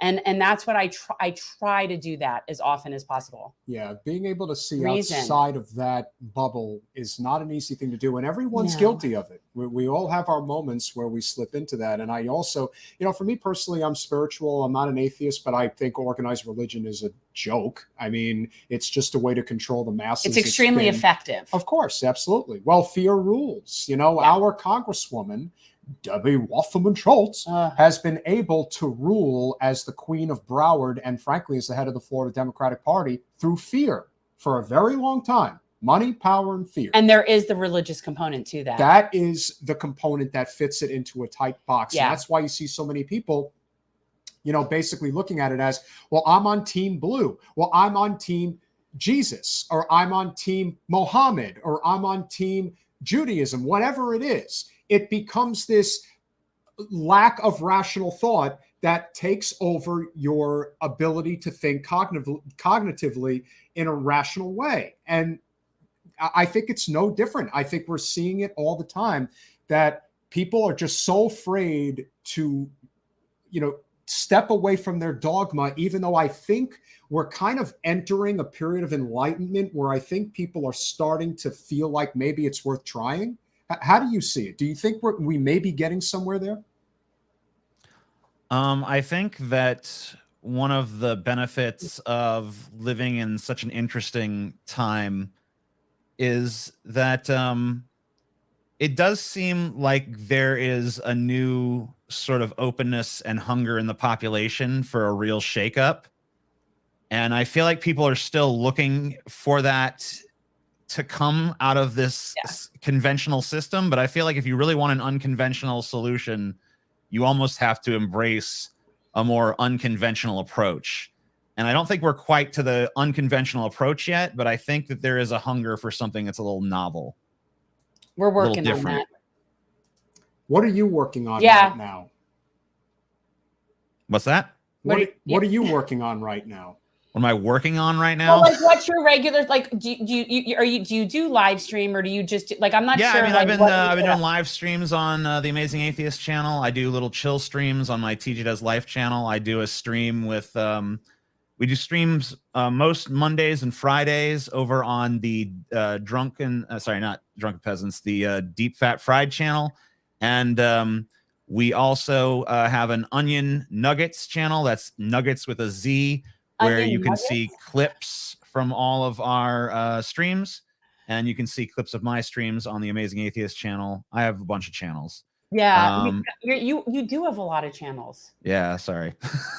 Is there a reason? Is it better to do it, like, to spread it out like that, as opposed to just keep having a channel with different shows? I don't know. I mean, yeah, a lot of people I think do that, especially, you guys were talking earlier about like being locked into the algorithm. Like, one of the reasons that we live stream on a different channel than we post our clips on is because we got a channel that's the YouTube algorithm doesn't like for monetization, no matter how innocent the content is. So we just opened up a new channel and started posting our clips there, and we haven't had any problems with it. So like sometimes you you're can in that, do like, that because you have enough people. Like, algorithmical lockbox, move on. Well, listen, we see that you're closing in on 1 million there, buddy. You're getting pretty close. Yeah, well, I made it past 1 million, and then I lost a bunch, and now I'm creeping back up. So, but you lost a bunch because you were gone for a while, right? No, like kind of, because I started focusing a lot on like my other shows and shit, and then also I feel like I was more willing to make content that was like had broader appeal before Trump and shit, but like a lot of things I think got way more polarized, and a lot of stuff that I used to say that like would be more tolerable for like, because I used to be like, you're a left winger, I'm a right winger, but we can maybe get together on some of these things. And now it's just like we hate each other in all matters at all times. So, a lot of times like left wing perspectives that I would share back then, maybe that was more tolerated. And at a certain point, people started getting way more like, fuck that. Oh, no. No, you're totally wrong. No, you're totally wrong about that. Believe Sorry. me when I tell you, you're totally wrong. I have come to speak the truth. I'm a really great person. Believe me when I tell you. The Democrats, they're really terrible people. They tell lies, bigly lies. It's not true. Just wanted to come on and let everybody know that Ron DeSanctimonious Meatball himself thinks he's making America great again. No, that's my job, and that's totally what's happening in 24. So make sure you support everybody. Everybody's welcome. The Jews, the blacks, the Asians. How about the atheists? The atheists are not allowed. I totally can't have them on. That is the most persecuted, if you were going to say group in Congress, do you know, up until fairly recently, there was every basic religion had been represented, and there was not one open atheist in Congress. And I think that only changed fairly recently. Excuse me, you're totally wrong. Atheism is not a religion. It's just a crazy belief. It's not true. I know. I don't mean a religion. I mean, no. You know what I'm saying? No, I totally know what you're saying, and it's totally wrong. I just wanted to clarify. You would get more crap at being an atheist in Congress. Like, you would get more flack for being an atheist in Congress than any other thing that people have been religiously in Congress. And I'm just pointing that out. Excuse me, but I have one religion and one religion only. I pray to the golden calf. It's really beautiful. It's worth a lot of money. and they're praying to the 10 commandments. I don't believe in any commandments. I command, I lead, and the golden calf teaches me all I must know. Just wanted to let you guys know that I'm still coming back. You can't stop me. You can't kill me. You can only hope to contain me, and you're not going to do either one. Oh, my God. So, good to see you, whoever you are. I'm sure you're a terrible person. He's the amazing atheist. Whoever he is, he doesn't support me, so I could care less. But just wanted to come on no, here and he let doesn't everybody support know. you, most likely. Have a wonderful night, and get over to Trump24.com. So there you go. There you go. I used to have that same mask. I don't know what happened to it. I stole it. No, you normally have way better costumes. I really I like seeing your face, because the last time I saw you had a lot of makeup on. Yeah. So I think this might be the first time that I've actually like really seen your face. I just want to know when you're going to audition for Game of Thrones. No, just leave him alone. Let him he's just his own thing. He doesn't have a thing. Thank you so much, TJ, for coming on and chatting with us. Thank you. Appreciate it. We know that we'll do well with our clips. Yeah, we'll get good clips with you. We're not going to reveal our trade secrets, but our channel is growing now, and we finally figured out how to actually make it so. So you just got to go with what you get. I mean, even if the live streams don't do well, you know, after it drops, then you end up getting more and more views. So it is what it is. I'm guessing that, you know, again, whatever the shadow ban is, it's definitely for the live stream. Yeah. It's definitely to make sure that we don't get we're a lot of attention, but that is what it is. Thank you, TJ. Thanks, you guys. Great to see you, brother. Always great to chat with him. You know, he is somebody who we're probably going to be doing a live stream for my birthday on Saturday, May 6th. I had to put 2 people in timeout. I don't like having to do that. But you can't be nasty. Well, people are nasty. Well, that I'm not going to have. You cannot be nasty. And Declan, you don't get to talk about the guests like that. You also have to remember that a lot of people like to say things that they would only say on the computer and they would never say. I know, but guys, this is embarrassing. You know what I mean? Like, I really would rather have. Because we're really trying to run a very professional. Well, stop talking crap about the guests. You know, we get a really good assortment of it. That's going to happen. But. No, well, Declan just says he makes that same statement about every single guest. But he's a troll. I know, but I don't like it. And I definitely don't like somebody telling me I'm dumb as fuck. That's not going to But why even be here if that's what you want to do? Well, look, it helps us, but that's fine. But don't be rude. Just don't be rude. I'm really not dumb as fuck. Yes, TM. I'm just not partisan. I share my birthday with George Clooney, so it's easy to remember.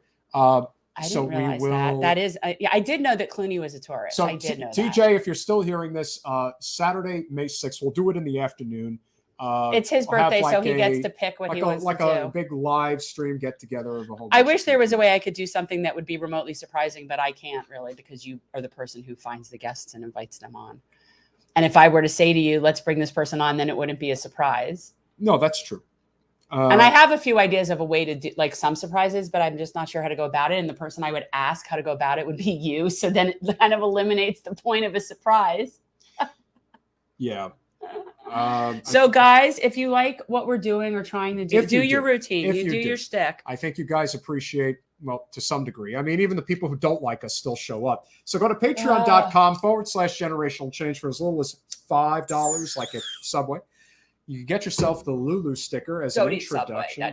Don't eat Subway. That's definitely not good. Jersey Mike's much better. This is what you get for being a $5 patron. We would love to have you be a supporter. But of course, if you feel like being a little bit more generous, $10 a month. If you aren't agreeing with us, who's going to be the next president of the United States? Guys, the primaries are going to start being a thing. You want to get the Manchin parliamentarian sticker. Listen, we initially did this as a joke, but the idea that Manchin's name is actually being floated for president is kind of funny. Okay, but chances are a parliamentarian is not going to be the running mate. Maybe not, but hey, crazier things happen. We put it out into the universe, and these things end up happening. I don't even know her name. Actually, for all intents and purposes, it might be a different parliamentarian right now. I don't know. Maybe it changes every year. I have no idea. It's not an elected position. Well, whatever her name is, this is who we're thinking might actually be the next president. That's the next president and vice president right there. So just be prepared to support that if you can. Now, they have all the power. Are considering being a really generous supporter, please contribute $25 a month and you'll get the Gen Change jersey. Tri-blend, soft as silk, and of course it's a jersey, so you can play a little baseball. It's really just, it's a nice jersey. But any support is obviously true. We are going to be bringing back the t-shirts at some point. I'm still like, money's trickling in. I sort of like use it as it comes in. It's really not easy. We are growing our next segment of our channel, the Gen Z Report, which is going to feature Gen Z. What a surprise.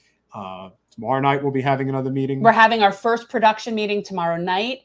If you know anyone who's interested, have them send us an email at generationalchange@gmail.com. As it says right there in the graphic. And yeah, and it's really, this is going to be set up like a discussion show. I hate to use The View as a concept, but like, oh, please. No, that's a terrible example. Well, no, but it's going to be set up like a round table with Gen Zers. We're thinking like maybe up to 4 per episode, and there'll be like different people, so they don't all have to commit to every episode, and they'll go through and really just getting the Gen Z perspective and letting them discuss these issues. And we'll start out moderating, but my goal is for them to eventually just sort of do the show on their own and take it off from there. So that'll be and that will be on Thursday evenings is going to be when they have their show. Right now we're saying 8, but we'll figure out that tomorrow. I'm letting that, like, tomorrow they're going to present some ideas for logos, and we're going to let them pick out, like, you know, we're letting them do the show. I think it's what we need to do, because I can't be doing this forever. So I need somebody else that's younger than me to start doing these kinds of things. It is our job to pass the baton. What I'm saying is, are you implying you're getting old? I'm implying that people tend to not pass the baton enough and tend to sit and grasp onto power with their crippling, gnarling, aging death hands for as long as possible, and they don't pass the baton. And I think that that's very important. It's something, mentoring is something I take very seriously. And there is a reason why I have established certain relationships with the young people, and even locally with the young people. And it's because I take that seriously. So when other people, like in the Democratic Party, want to know, how do you reach out to young people? Yet again, here's another suggestion. Try mentoring and see what that's like. Try that. You actually have to have principles that are worth passing on, really, I guess. So maybe that's part of the problem. But yeah. So Gen Z report, it will probably, I'm thinking that a week from tomorrow we'll do the first episode. So guys, check that out. I think and we want to support these kids as much as possible. I think it's important. You know, you never know. One of these kids could be like the next president. Not the next president, but could be a president. But yeah, that's wishful thinking. I know. But not the next president, but, you know, a future president. We don't want to stifle any young voices from people wanting to get involved. No. And that, of course, is key. And of course, we obviously appreciate the chat. No, we are going to be on TM. There is an extension of our channel. Yeah, we're still going to be Mondays and Wednesdays. Yeah. We're going to still be Mondays and Wednesdays. There will then be the Gen Z report on this channel on Thursday evenings.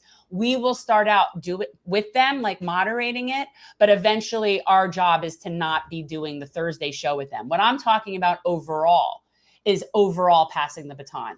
Teaching these kids that they need to participate in this revolution, and it's kind of like bringing them in it. We're not giving it away. We're trying to help everybody. You just don't. Yeah. You guys think we're giving up the show? That's no. We're not giving up our show. We're expanding our show. Yes, we're adding a show. We're adding a show to our channel. Yes. Okay, that's what we're doing. We're adding a show to our channel that we will be part of briefly, and then not be, and then we will still have our live streams. Yes. So, yeah. And so fortunately, we don't base these choices on amazing viewership and subscriptions, because if we did that, then we would never come back here. Yeah. And speaking of which, we're going to have a quick conversation with somebody that I've wanted to speak with for a while, because I think it's important that we have an understanding of the way politics changes, especially amongst the youth. And I believe our guest is a member of Gen Z, but he is a member of the GOP in the Empire State of New York. And so we're gonna talk about this, because this is very important, that we cannot get it through to people enough. The partisan stuff is destroying everything. Yeah. We need to understand that it's a class war, people. It's definitely a class war. And without question, there are going to be huge levels of what I would consider to be differing of opinion on specific issues. But I also believe that these types of conversations are what allow us to get where we need to go, because when there is crossover in important areas, to me, that without question is how we are going to be able to have productive, whatever you want to call it, politicking, et cetera, et cetera. I talk to everybody. You guys know. He is the president of the New York Young Republicans. and he is somebody who has very strong opinions about a lot of populist issues that we agree upon. Granted, we're Bernie people. He likes the Donald, which he'll get. And of course, we need to bring him back and have Jaden on at the same time. I think that would be great. That would be great. So this is a start. This is sort of the point of the Gen Z report. Part of the Gen Z report. Well, the premise of the Gen Z report is to have different people. It's not all. Trust me, this is going to be a very interesting cross section on the Gen Z report. Certainly will. Gavin, Mario Wax, welcome to Generational Change. Thank you guys for having me. I'm sorry I couldn't make it on earlier, but I'm glad we finally made this work. And it's funny we're doing this because earlier today I was on with another sort of left-wing Bernie podcast called The Convo Couch. There you go. Sure. We know them. Yeah, they're great. I've done a bunch of stuff with them, and we found a lot of common ground and a lot of issues. And I know them well, so this is good. It's a good double whammy today. Yeah, it's what I call cross-pollinating, and we do it a lot. I think it's really important. It's sort of like building a big web to eventually, because if we were to erase the parties tomorrow and all of us just were here and just had to be, we would agree and get along on so many more things where we don't, just based on what we know popular opinion is. We know that most people support most of these populist ideas. We know that in both parties. But what I want to ask you is, and you're young, right? I mean, you are Gen Z, yes? I think I'm a millennial. I'm 29, 28. Oh, you're a little older. Okay. So, but where like when you first started getting involved politically, were you always in that with the Republican Party? Was that always like, did you start out with that? Like, I'm just curious, like what the evolution was. Yeah. Yeah, no, I mean, when I was in high school, I was a democratic socialist. Then I started becoming more of a Ron Paul libertarian. I was attracted to his non-interventionism. I hated, the corporate bailouts in '08. So I always had sort of a more populist anti-establishment streak. And I sort of just developed it into a more conservative populism, which is sort of what's really, coming up now in the Republican Party and on the right in our country and across the world. But my background ideologically and politically, was not a lifelong Republican. Like I said, I had, Democrat socialist background. I had a libertarian background, and I didn't come from that kind of a family either. I had JFK Dems in my family. So I was definitely a bit mixed up, and I think that was good. You get more exposure and you get a different sense of ideas from across the spectrum rather than just, I'm a lifelong Republican, who are usually the worst Republicans. Yeah, I don't like, I really wish we didn't have this. Like, I do. I think that it would be a much better thing if we would just talk about issues and come to a consensus, like a democracy. But it's almost like we've been taken hostage by political theater. But when you're in a state like New York, obviously you are not in the majority party there. Obviously, you're sort of like, you're the fish out of water there, like Democrats are here in Florida. It's kind of interesting. So but you guys did have a very successful midterm election. And obviously we're down here in Florida, and we all know that the heavyweight championship fight is coming between Trump and DeSantis. But I obviously would like to hear your thoughts, because we do have some good progressive friends that are allies, especially the Long Island progressives. They are a Long Island activist, for a non-corporate organization that's on the left. They really do an amazing job. And they obviously have very strong opinions about where things fell apart. Now, to give you an idea of, where we fall on the political line, somebody like Yuli New, who obviously is very left, but she's not corporate. And the idea that she's not in Congress, but somebody like Dan Goldman, who's the heir to the Levi Strauss fortune, is in Congress right now, is very problematic and cannot support somebody like that. So do you believe that the corporate control of politics is a huge problem? And would you say that played a big role in why the GOP did very well in New York during the midterms? Yes, I think the corporate influence on politics is a massive negative on our entire process. I think, the establishment wings of both parties have been completely co-opted by corporate interests, multinational interests, and it is definitely a detrimental, impact on our political, system. I mean, we're seeing it now as it's coming up in discussions with the banking crisis and bailouts and all the rest. It's something that I've been trying to fight against in the Republican Party, rather than being the party of corporate America. We're the party of, workers. We're the party of the people. We're the party of the small business owners. That's part of the populist realignment. As far as it plays into the electoral politics in New York this past cycle, I'm not sure it's as clean cut as that. I mean, there certainly is a massive corporate wing to the Democrat Party in New York. I don't necessarily think the Republicans won because they were anti-corporate. I think what we had in New York was just a situation where you've had one party that has just simply dominated for so long, and there really hasn't been any healthy competition in the political process, and things have just really reached an edge in terms of the economy, in terms of crime, in terms of, you know, kitchen table issues, and the Democrats just didn't have a coherent message to tackle this besides pretend it didn't exist and cling to sort of an ideological, just within an ideological prism. They weren't being pragmatic, and Republicans were able to largely win by default. I don't think it was really due to any brilliance of the Republicans. I don't think it was because the Republicans were really taking a really great ideological stand. I mean, yeah, they said they were for law and order. They said they were for, economic development and things like that, kind of just generic talking points. But I just think that the situation in New York, particularly in New York City, has just reached a kind of a low point that it was almost, sort of cyclical, that we were going to see a bit of a pushback. And the Democrats couldn't have gained any more. They were already at their apex in terms of control in the state legislature and the congressional delegation. So we saw obviously a big shift with the gubernatorial race. I think we saw some personal dynamics there with how weak Hochul was. She doesn't have the coalition. She doesn't have the following. She doesn't have the gravitas that some of these Democrat leaders, like say Cuomo, had in the past when he was at his political peak. So I think all these things played into sort of their demise. And there is some divisions in the left for sure. There is certainly a division between the progressives and say more corporate wing. I don't know if it was the biggest impact on say the New York election, but maybe it had a minor role.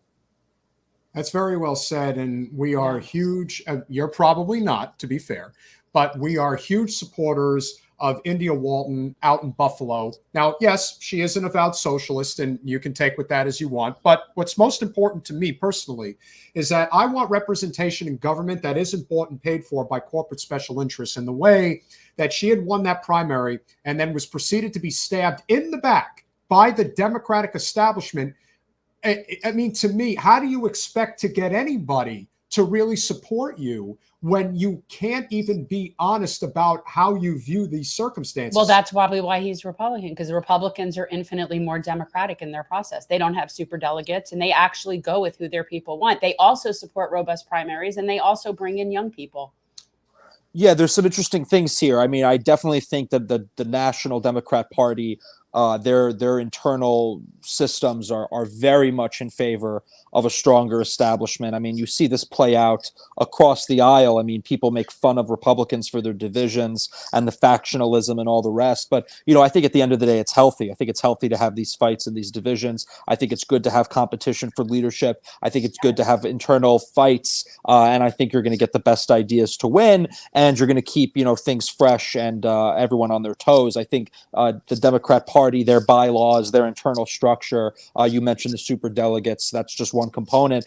All of these things have led to sort of cementing of power, which works some cases for the Democrats. They do tend to have more unity on the surface. Obviously, there's a lot of things that happen behind closed doors that's very different. But, the public-facing image is a far more united caucus on the Democrat side. And that's federal, state, and local. But, when you go to a place like New York, for instance, even in a place like the New York City, because things aren't really competitive in the general election, where you begin to really see the political dynamics is in the Democrat primary side. That's where all the bargaining is. That's where the deals are being made. That's where we're seeing all the power maneuvers. And there is a lot of infighting in the Democrat Party in New York. It is kind of rudderless. It is sort of, it doesn't really have a strong leader. And they've implemented things like now in New York City, you have instant runoff voting, which I also think is impacting a lot of this factionalism. But I do think it's good that you have a healthy, dynamic within the party. I mean, I know the establishment of the Republican Party hates the primary process.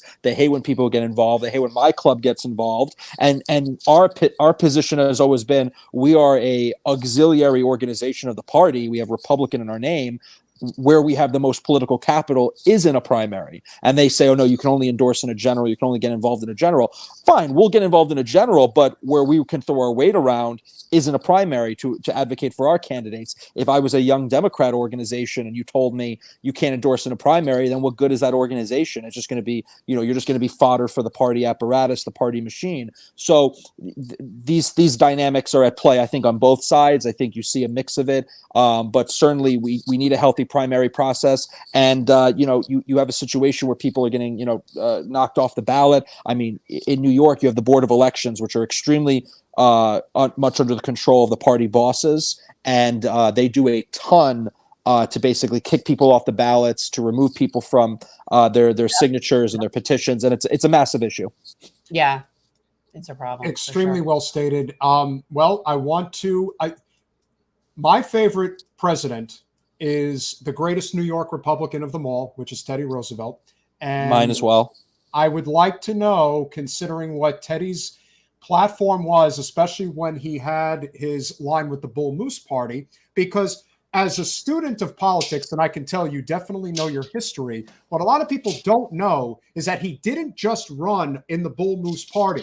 He ran in the GOP primary in 2012. He got more votes and delegates than Taft, and they still gave it to Taft anyway. And he said, oh, yeah, take this. And he did exactly what you should do. Now, granted, Wilson became president, and I do think Woodrow Wilson is one of the worst presidents in our nation's history.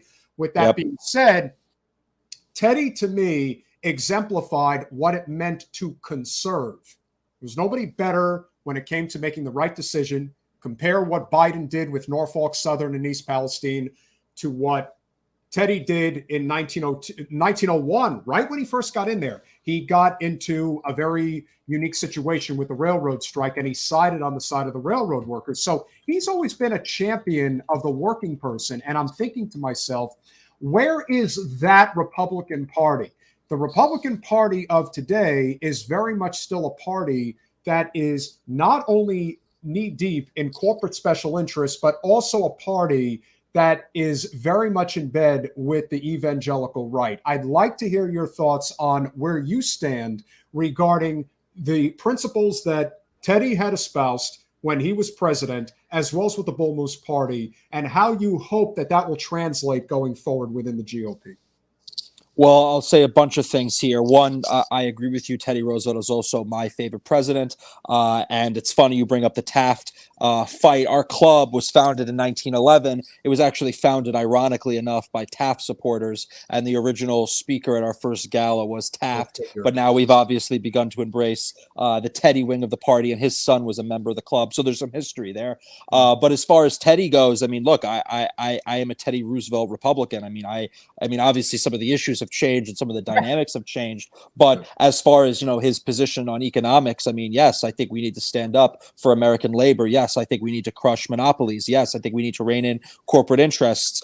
Yes, I think we need to advance a whole litany of national projects for an American national renewal. I mean, there's a whole litany of populist type of policy agendas that he espoused back then that I would support today. And I do think there are a lot of people that would be embracing a Teddy Roosevelt style republicanism in the Republican Party. I think we have been plagued by this ghost of Reaganism, where they drag out Reagan every day, and they're pushing him. And look, I'm not saying Reagan was a bad president necessarily. I'm not super anti-Reagan, but I think it's overdone, it's tiresome, and it has nothing to do with the current day and age. And I think it's just a trite talking point. I think a lot of the issues we're facing, particularly economic, would be better addressed by re-embracing a sort of Teddy Roosevelt style populism in the Republican Party. And I think that brand of politics, if we were to fully embrace it as a party, would lead us to massive electoral victories. I think there is a massive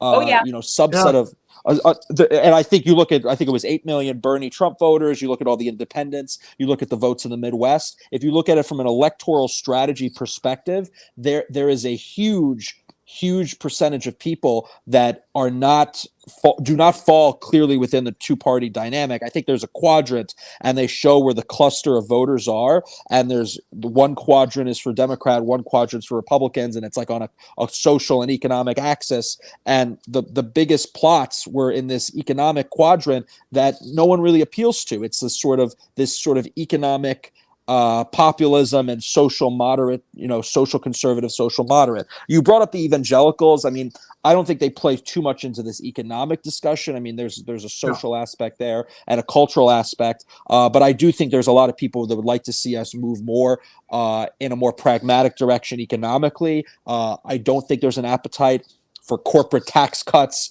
I don't think there's an appetite for embracing big tech, big finance, big media. That's all in the Democrats. Democrats are embracing all of that. The Republicans, both. Yeah. I think the grassroots. Yeah. I have a question for you. So, what is your thought on let's say the Mike Pence Republican Party? What about those people? I don't think they have a future. I think he's dull. I think he's boring. He doesn't inspire anyone in this day and age. I think that's the evangelical. That's the evangelical wing of your party. Yeah, I get it. I think the evangelicals are part of a coalition. I don't think they're necessarily I think they're a component. And yes, they definitely would love someone like Mike Pence for sure. But they don't have would you say that they have too loud of a voice in the party? Much like the Democratic Party, nationally. Much like the Democratic Party's voice is way too loud with Wall Street and Silicon Valley. I'm less concerned about the evangelical portion of the party. I'm more concerned about an even smaller portion of the party that has more influence, particularly on donors and particularly on the levers of power, the remnants of the neoconservatives, the more the war hawks, the more establishmentarian people. Those people are a far bigger threat, not only to the party, but I think the country as a whole and what they're getting us into and how they're pushing us towards the abyss of a world war. The evangelicals, I think on economic issues, I don't think they're really set in stone on a lot of economic issues. So, they have their social agenda, they have their cultural agenda, and, that's stuff that could be discussed. But I don't think they're necessarily a roadblock on advancing a populist, pro-American labor, type of movement, anti-corporate movement. I don't think that's really the hill they're dying on. I do think there is an establishmentarian, neoliberal, neoconservative faction that while they are so small, they're not a big portion of the party.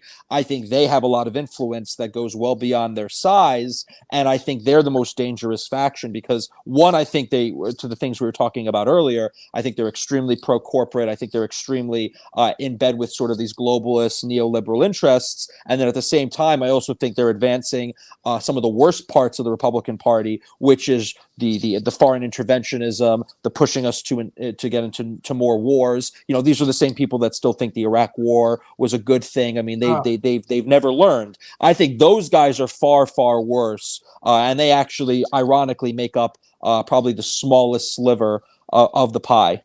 That's a good point. Yeah.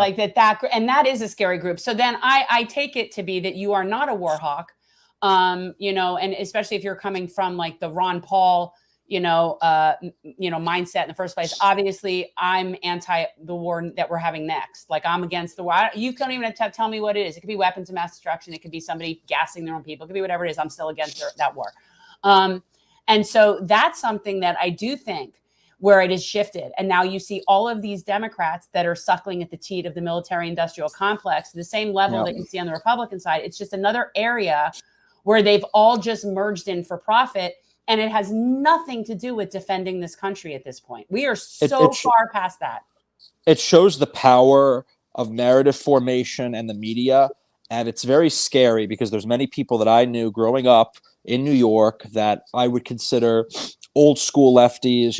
We didn't agree on everything, but some of the areas we did agree on, excuse me, I'm stuffed up, but some of the areas we did agree on were, anti-foreign intervention, anti, corporation, anti, pro free speech, that kind of old school leftist has almost been like, now they've been totally exiled from the party. I mean, you see them doing it to people like Russell Brand. You see them do it to people like Glenn Greenwald. I mean, they are totally boxing them out, and they used to be the mainstream current of the grassroots left, and now the grassroots left, I think you said it best. I mean, they are in a war fever in the same way, people used to make fun of, Republican grassroots for being in a war fever during the war on terror in Iraq and all that. I mean, we're seeing the parallels, and it just goes to show that there is a uniparty that can control and manipulate both of these wings and both of these movements and both of these factions like a fiddle. And they can, if they need to turn Democrats into war hawks, they'll turn them into war hawks. And if they need to turn Republicans into pro big business, they'll turn them into pro big business. It doesn't really matter.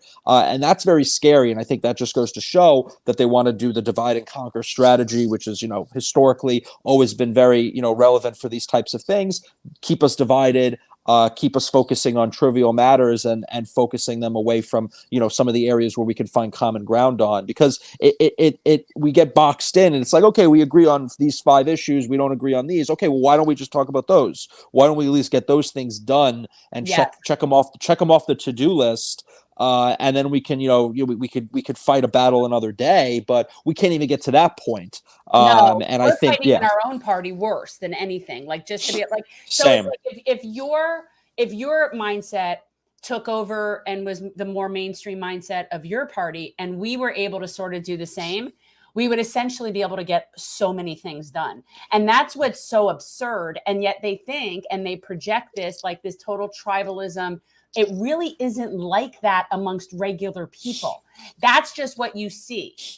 And it's very frustrating, because I know that we probably agree on a lot of things. And one of them being, we're very anti money in politics. The corruption has got to go. They need to I've talked about this. Yeah. Taking not just corporate money, but the truth is just being filthy.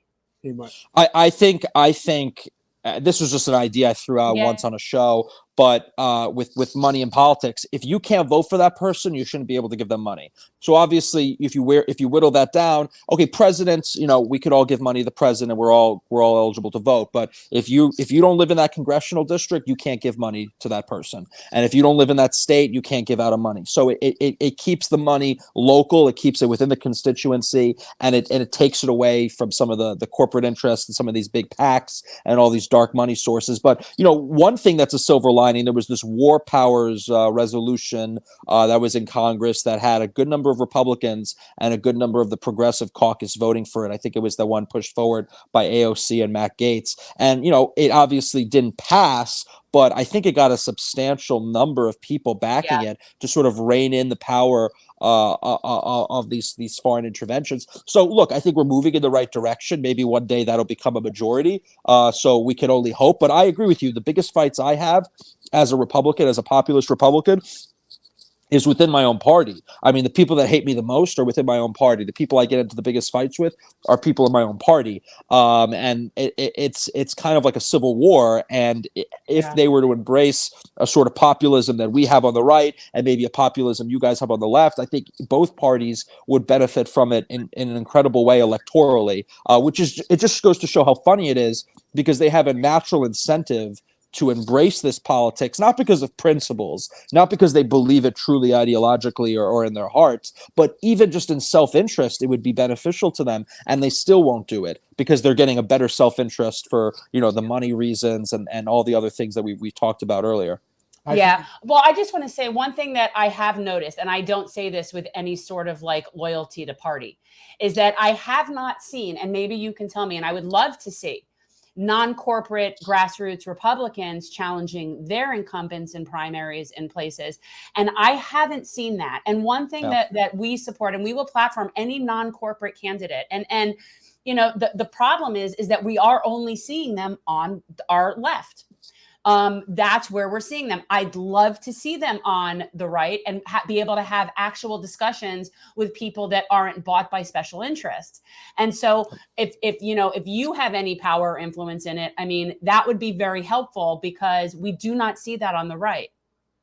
Yeah, it's an interesting dynamic because we mentioned earlier how the Democrat institutions are very strong, but you guys do have, there's been a lot of different waves of groups, Justice Democrats, the DSA, I forget all the different names, but there's been a lot of different more left-wing groups that have slowly begun to take over the Democrat Party and their caucuses. They've done a good job, but what the Democrats have done a good job of, at least the Democrat establishment has done, is, okay, we lost this primary, we lost this election, but we're going to co-opt everyone, and everyone's going to march to the same tune once you're in office. Republicans, on the other hand, it's the opposite. We've done a very bad job of primarying out incumbents, but the people that do get through, they do wield the power. And that's when you see like these 20 people, stop McCarthy for however many rounds. So it's a weird inverse that you guys have had better luck in the primary process pushing people out, but then once they're in office, it seems like they fall under sort of the lockstep of the party. On the Republican side, the incumbents are more entrenched, harder removed, but then when they get in, they're a little bit more rambunctious. So it's interesting, but I fully support knocking out as many incumbents as we can. I think, that's the only time you're going to hold a lot of their feet to the fire. And the problem is just there's just a lot of low information voters. There's a lot of people that are just not going to get into the weeds of these things, and they get away with a lot. And I think the party apparatus on the Republican side as well, it's very hard to break into. It's like these people have been serving on these committees for 30, 40 years. You can't break in, you can't change. Yep, and it's and it's horrible. And they don't get it, and they're so disconnected from the average voter. Oh, Gavin, they get it. Let me ask you this. So what would you think about a super PAC that's basically an anti-corporate PAC, and its sole purpose is putting out information campaigns against the filthiest incumbents that have viable grassroots challengers? I like it. Yeah. I mean, if it has the money and resources, I think it can only be a good thing. I don't think anyone's done anything like that before. I mean, I've seen some of the worst things, and this is just me being jaded. Some of the worst things I've seen pushed forward are the bipartisan ones. But if this was done in the way you just stated, then I'd be all for it. I'm just very jaded because when I see anything bipartisan, it usually means we're going to war or we're going to pass a bailout or something. No, but let me ask you this. So would you consider participating on a board? Oh, yeah. Oh, yeah. Yeah, absolutely. This is something that we are kind of working on, and there's something being put together that will be well funded. And its purpose going into 24 will be to be having constant campaigns against the filthiest incumbents that have viable challengers that are not corporate challengers. I like it. This is nonpartisan. Yeah. Again, I would love to see that on the right, because ultimately what this PAC is doing is it's not supporting anybody. It's not supporting those candidates that are running grassroots campaigns. It's just simultaneously running ads against the filthy incumbent while somebody else is running their campaign. I like it. If you're going after the incumbents and it's targeted. I am putting together a board for this. So I would love to have a Republican representative. All right. So let's tackle, before we get to the final segment, which of course will be you having a nice little conversation with your favorite politician. I think you'll enjoy it. You'll see. You'll see. Okay. So the biggest issues when it comes to the non-corporate left, obviously you start with universal health care. The system that we support, that I support, that Jen supports, that I think the overwhelming majority of people support, is a universal system, single payer, which removes the for-profit middlemen in between us and our doctors. And gets big pharma under control. We do not want the government running our healthcare. We do not want them dictating the terms of what a doctor can and cannot make. Because if you're a great doctor, regardless if you're in Manhattan or if you are up in the Adirondacks, I don't really care. If you are doing your job and people want to see you and you can make $1 million, $2 million a year, that is totally your business, as long as there is not a for-profit middleman in between you and your doctor. It should not exist. And that is what a single payer system is designed to do. Before we get into healthcare, what are your thoughts on cannabis? You mean like legalization? Just in general, yeah. I'm for it for being on the state level. I don't smoke, but I don't really care if a state votes to legalize it. I think we need to legalize hemp. You're not a hater. I would legalize. I would legalize hemp at the federal level because that's just really stupid. But something like cannabis, I mean, leave it to the states. Right, but you would decriminalize it. You wouldn't be prosecuting people for weed. I don't think anyone should be going into. I don't think anyone should be in jail for smoking weed. No. Yeah. So this is just you're being reasonable. We're just talking about something reasonable. Yeah, I mean, I don't smoke, but that's like the lowest. That's like the lowest concern of mine. And we have obviously a lot of issues with opioids and alcohol and a lot of other societal ills. But I really, if the state wants to legalize it or a locality wants to legalize it or decriminalize it, which has happened in New York, that's fine. It's not a top concern of mine. I do think though, and I was talking on the Convo couch about this earlier, I do think we've seen, the economic destitution in the country.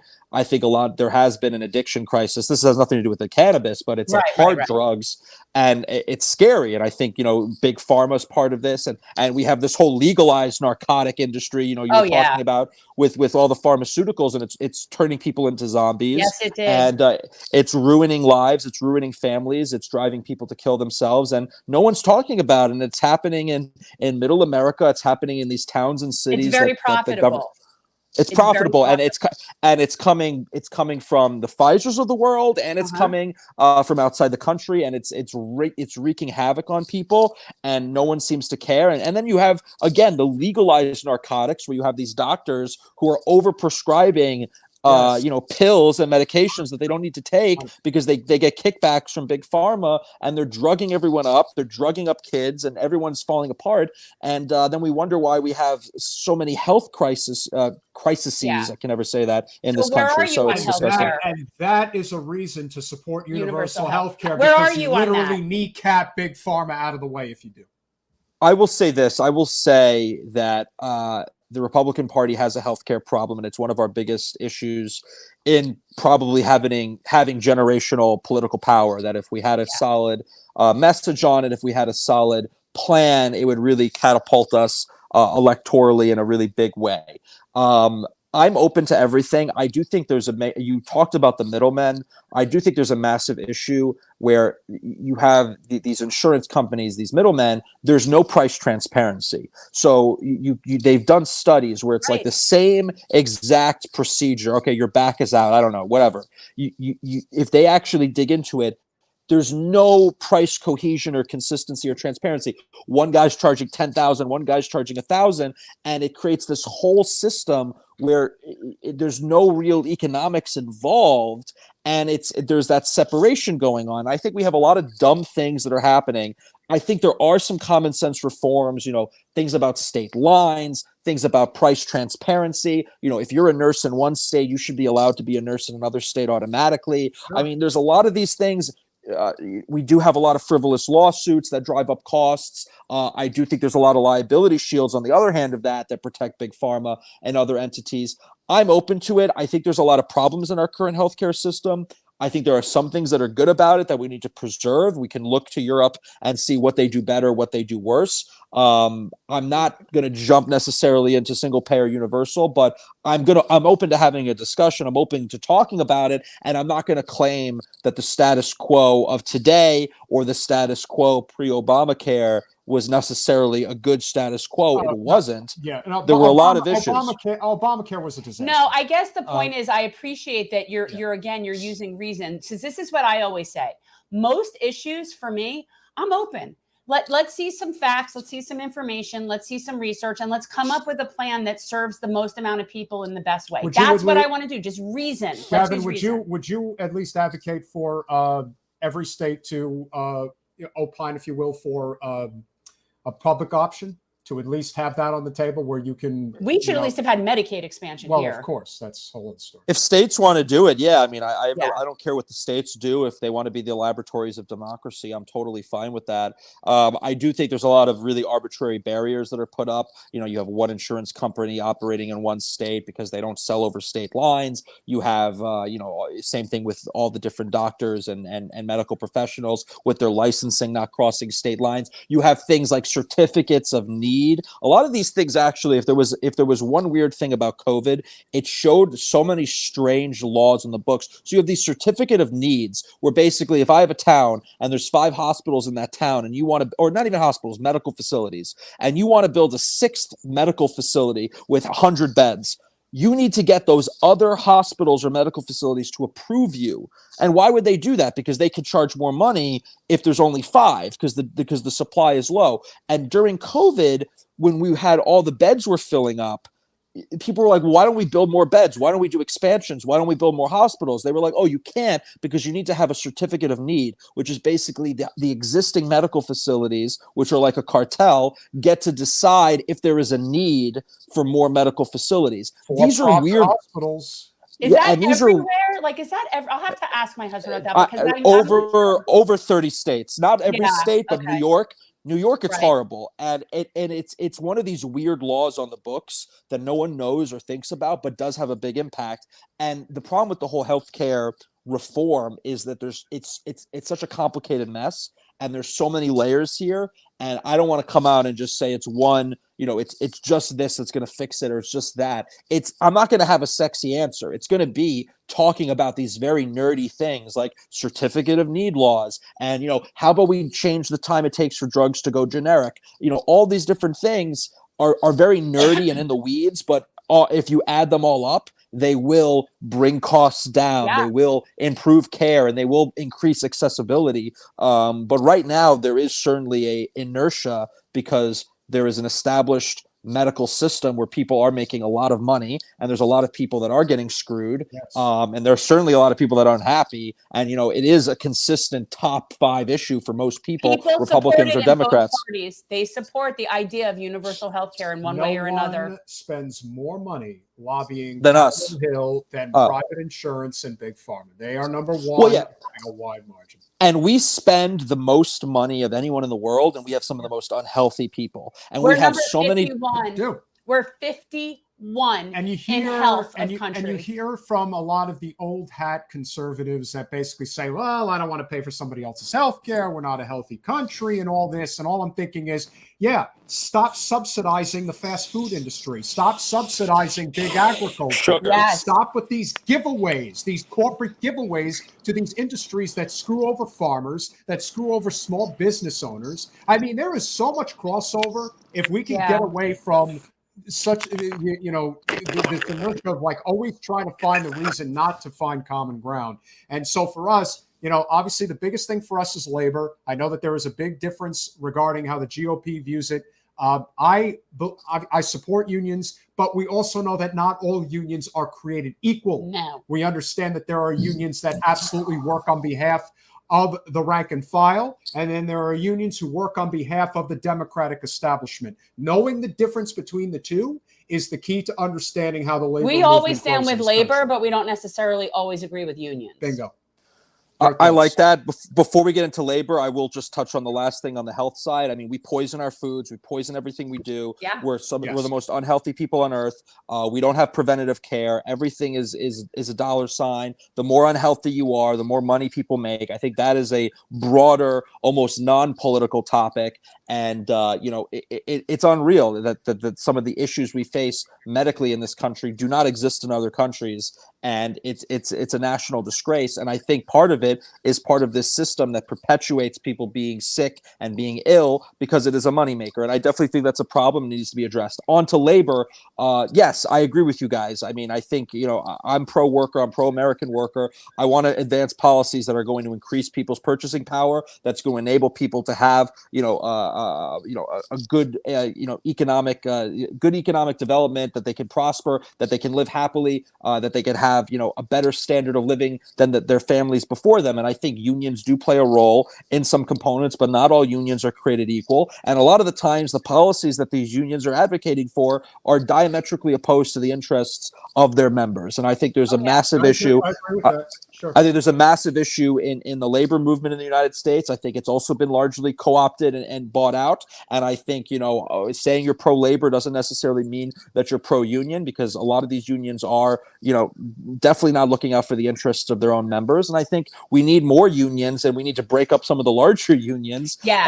And I think that would probably help the situation. And I obviously think there's a difference between private and public sector unions and things like that. But look, I think there's a place for unions. I think there's a place for people to freely associate and freely organize. That's part of a free society. I don't necessarily want to give certain special privileges to corporate interests. I don't want to give special privileges to union interests. I want to look out for, American labor. And I think things, frankly, this is more right-wing populism, but I do think things like protectionism and rolling back free trade and doing things like this is going to be beneficial to the American worker. We have deindustrialized the country. We've sent jobs abroad. And all of these things have led to a loss of jobs, a suppression of labor, a suppression of salaries and the price of labor, and it's hurting everybody, and no one's benefiting. And it doesn't matter what the unions say or do; it's only getting worse, every year, every generation for most American workers. And by the way, this is bipartisan problem, and we know this because we have had Democratic administrations. We have one right now up until the recent midterms, and yet we couldn't even get them to talk about the PRO Act, which, by the way, was one of the things that I recall Biden campaigning on. Am I hallucinating? That was actually the one thing that, if you want to talk about one of the biggest issues, regarding DeSantis, and Trump obviously will go after him on this, we are a right to work state. Michigan just overturned right to work. At the end of the day, if you're a worker, you need to have rights. I mean, one of the best interviews I ever saw was with Chris Smalls, who we are big supporters of, who unionized the Amazon warehouse in Staten Island. And he went on Tucker Carlson, and they had not only a productive chat, but at the end of the conversation, Tucker specifically said, look, I am not a supporter of unions, but the labor movement needs more power in this country. And I'm thinking, that's all I need to hear. Yeah, I hear that from him, and you can criticize him from now until the cows come home, and Lord knows he's a punching bag for the Democratic Party if there ever was one. But if you're going to talk about the bread and butter issues that are going to make a difference, a significant difference in people's lives, having a living wage, again, this is not about the minimum wage. I actually agree with the idea that you need to be able to have a job that produces value to the economy, where people can make enough money to live and not have to depend on the government for welfare.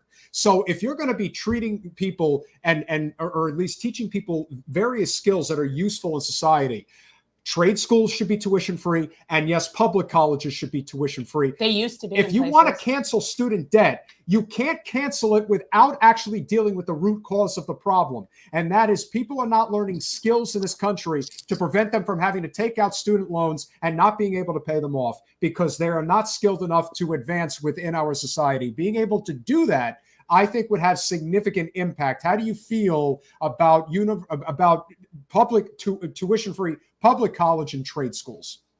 Well, I will say first on the unionization of Amazon, I fully support it. It was great to see it happen in a place like Staten Island, a very Republican area of New York City, a very Republican area of New York State. And I think it shows that there's a populist realignment there. I know it was funny enough that I think the unionization efforts failed in Alabama, if I remember correctly, but it succeeded in Staten Island. And yeah, I support that. And look, I've worked in a series of pretty horrible jobs in restaurant industry, in the service sector, whatever it is. You need institutions that are going to be there and stand up for labor and stand up for workers. There is a proper place for the labor movement, and I think we can talk about that without getting into this union or that union. We can understand as a baseline that there needs to be a presence of organized labor in some sense, because not everything that the corporate interests or the managers are going to do are going to be fair and right and just. And I don't want to look everything. I mean, I think this also comes down to philosophically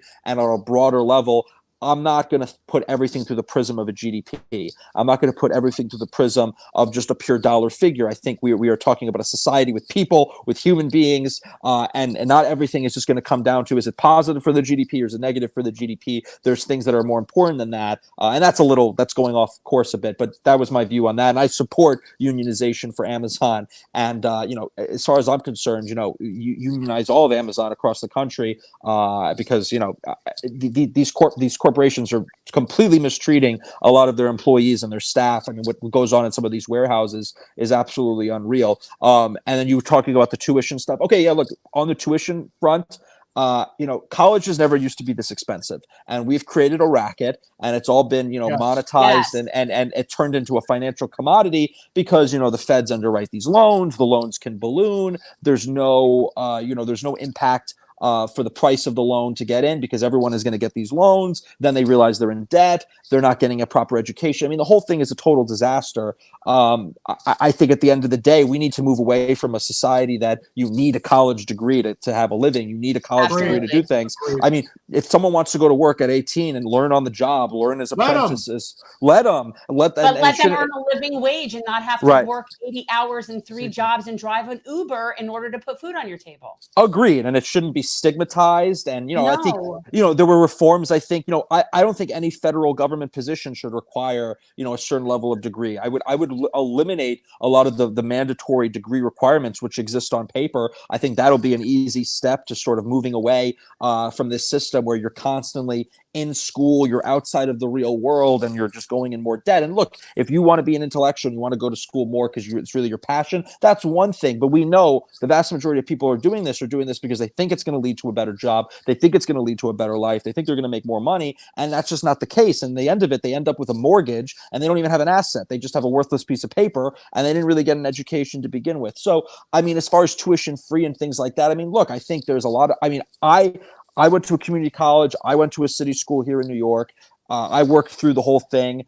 There are ways to do it now. It's not accessible to everyone. And I think that kind of goes back to the societal standards we have that you will not be taken seriously unless you have X, unless you have that degree. I think if we can move away from that, and if someone could just, I want to do a 3-month course or a class to learn this skill, we should have that. It shouldn't be so rigid and focused on these 4 or 5 year degrees. I think people could start working, people could get different educations, people can be more fluid, but where the industries they go, the backgrounds they choose, the professional backgrounds and where they choose to go. They don't have to be, I got this degree, I have to stick with this. And if I want to make the change, I have to go back to school for another 6 years and get all these BS tests and qualification exams, because we've done all this pedigree stuff and we've had a class of technocrats and experts that don't know what they're talking about. So it's clear that the whole system is rotten to the core, and you could do a lot with on-the-job training, with apprenticeships and trade schools. And if you are going to have any kind of financial support from the state level or from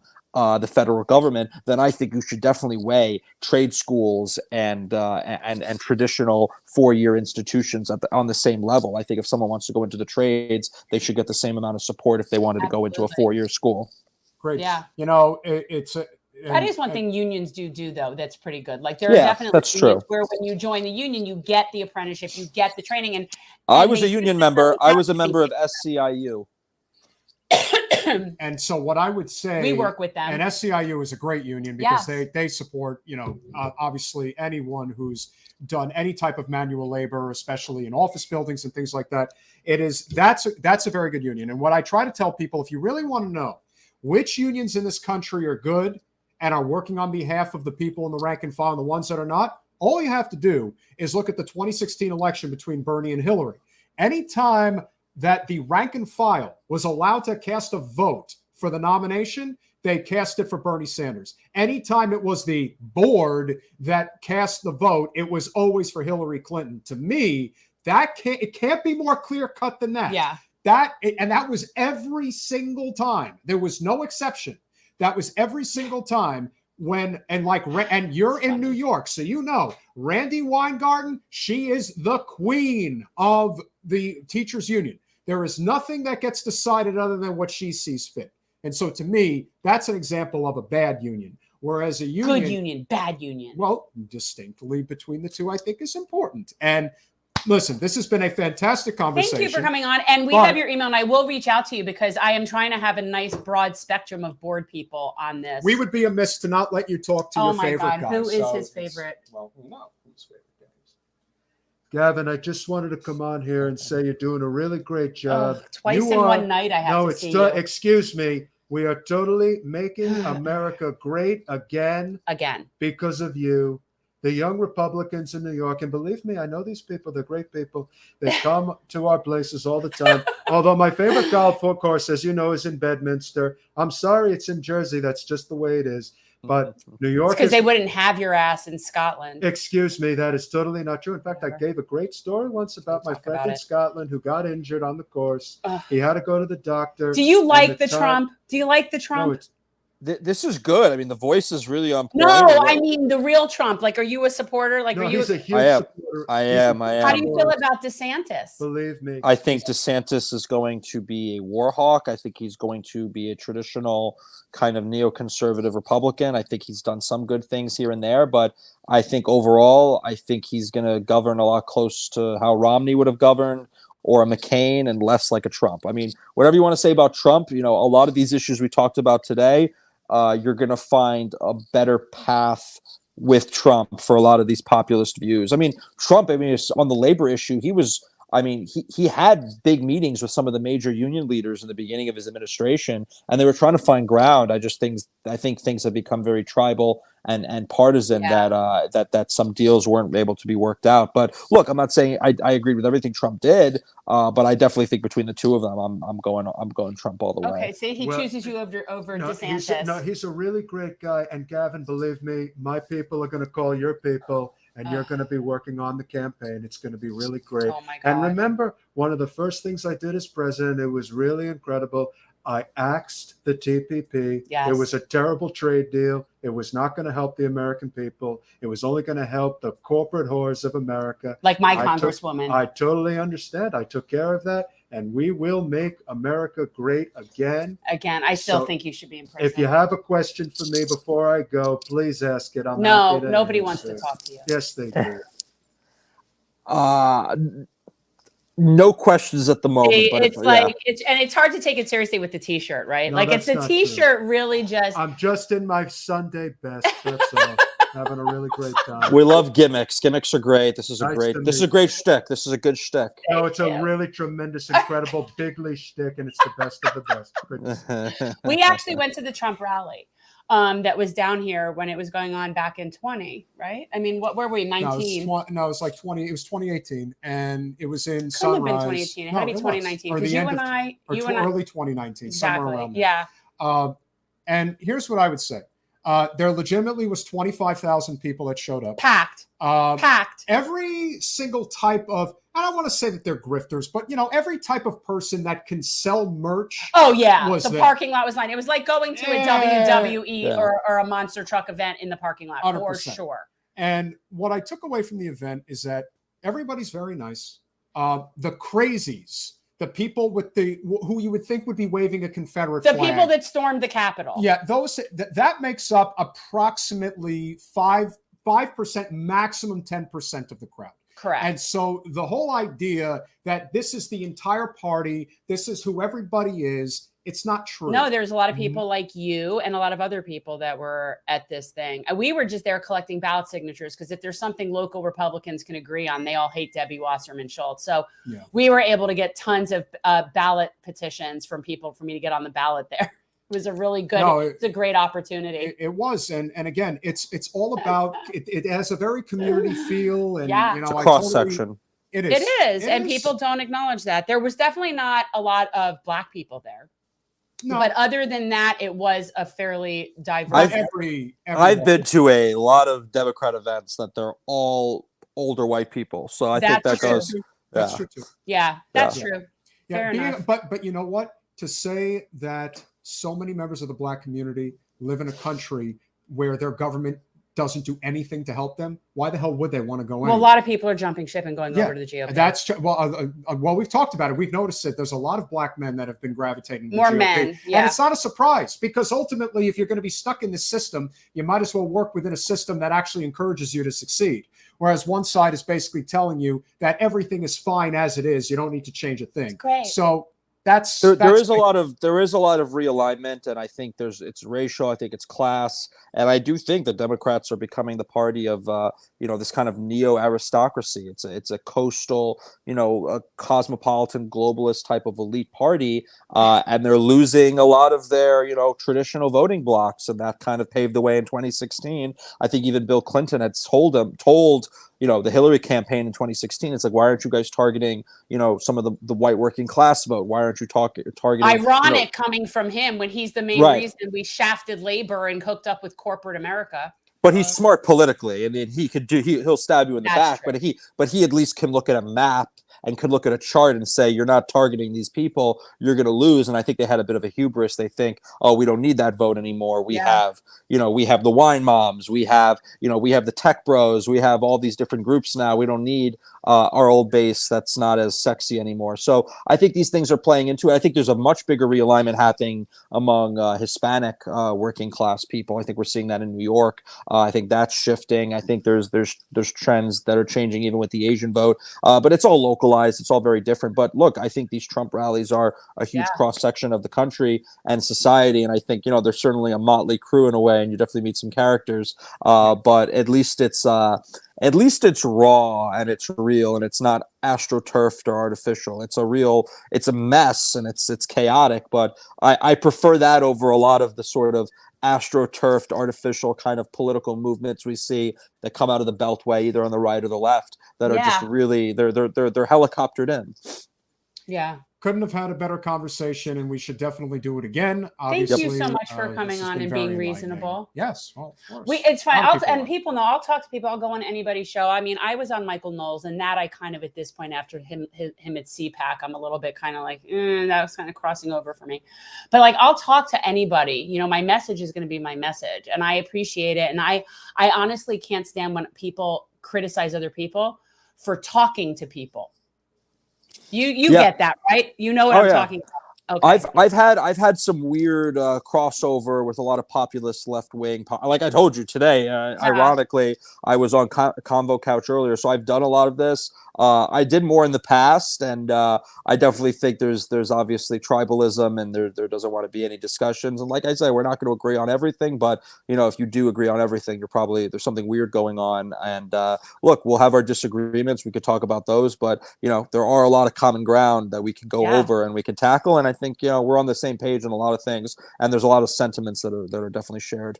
Yeah, especially anti-corruption. And you know what? We should definitely connect you with our friend Osiris, because you could be a good guest on his show. He does a show called Middle MAGA, and his show used to be called Stuck in the Middle. Now he's Middle MAGA, but and he's very he has different things on different issues, and he's really kind of across the board in different things. And I like that.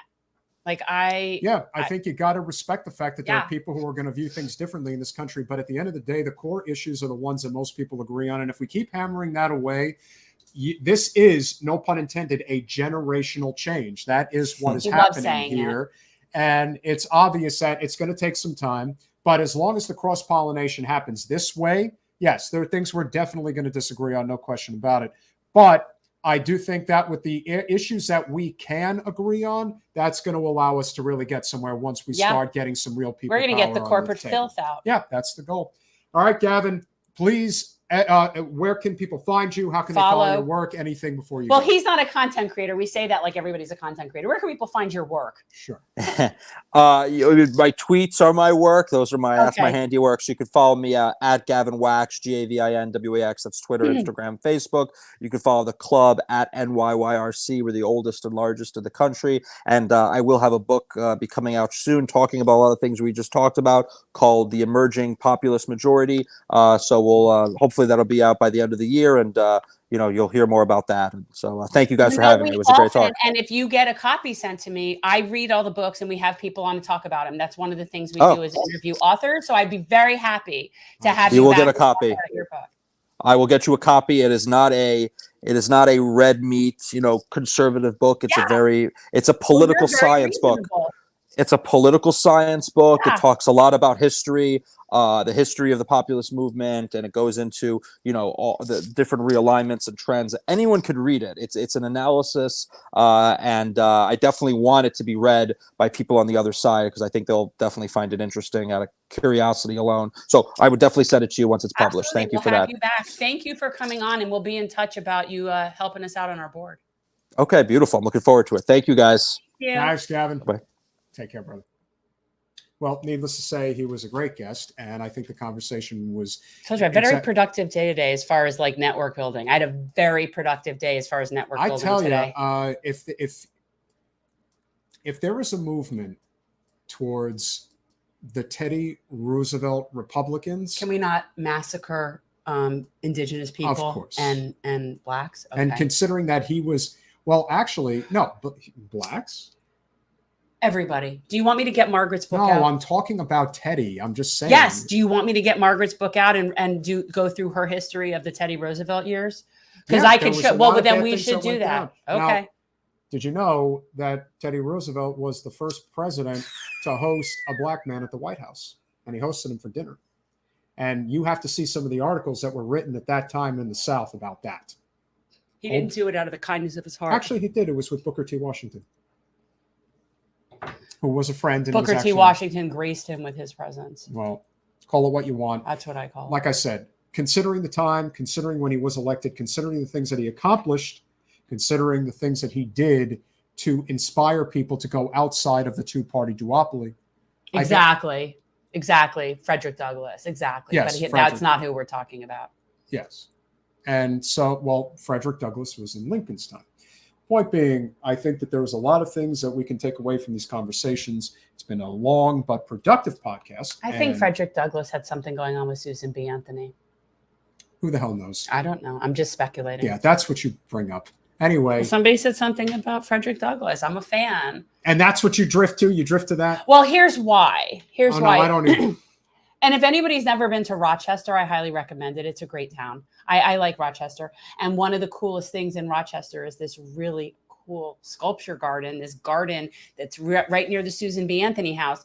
And it's a sculpture, a life-size sculpture of her and Frederick Douglass having like tea in this thing. And it's just really cool to me. And so, yeah, I do kind of equate. And they were colleagues and they did work together. And he supported women's suffrage. Well, and by the way, most men didn't, even black men. It's true. So yes, that is what I jumped to. So with that said, we are obviously very grateful for each and every one of you that showed up this evening. Make sure you do smash that like button.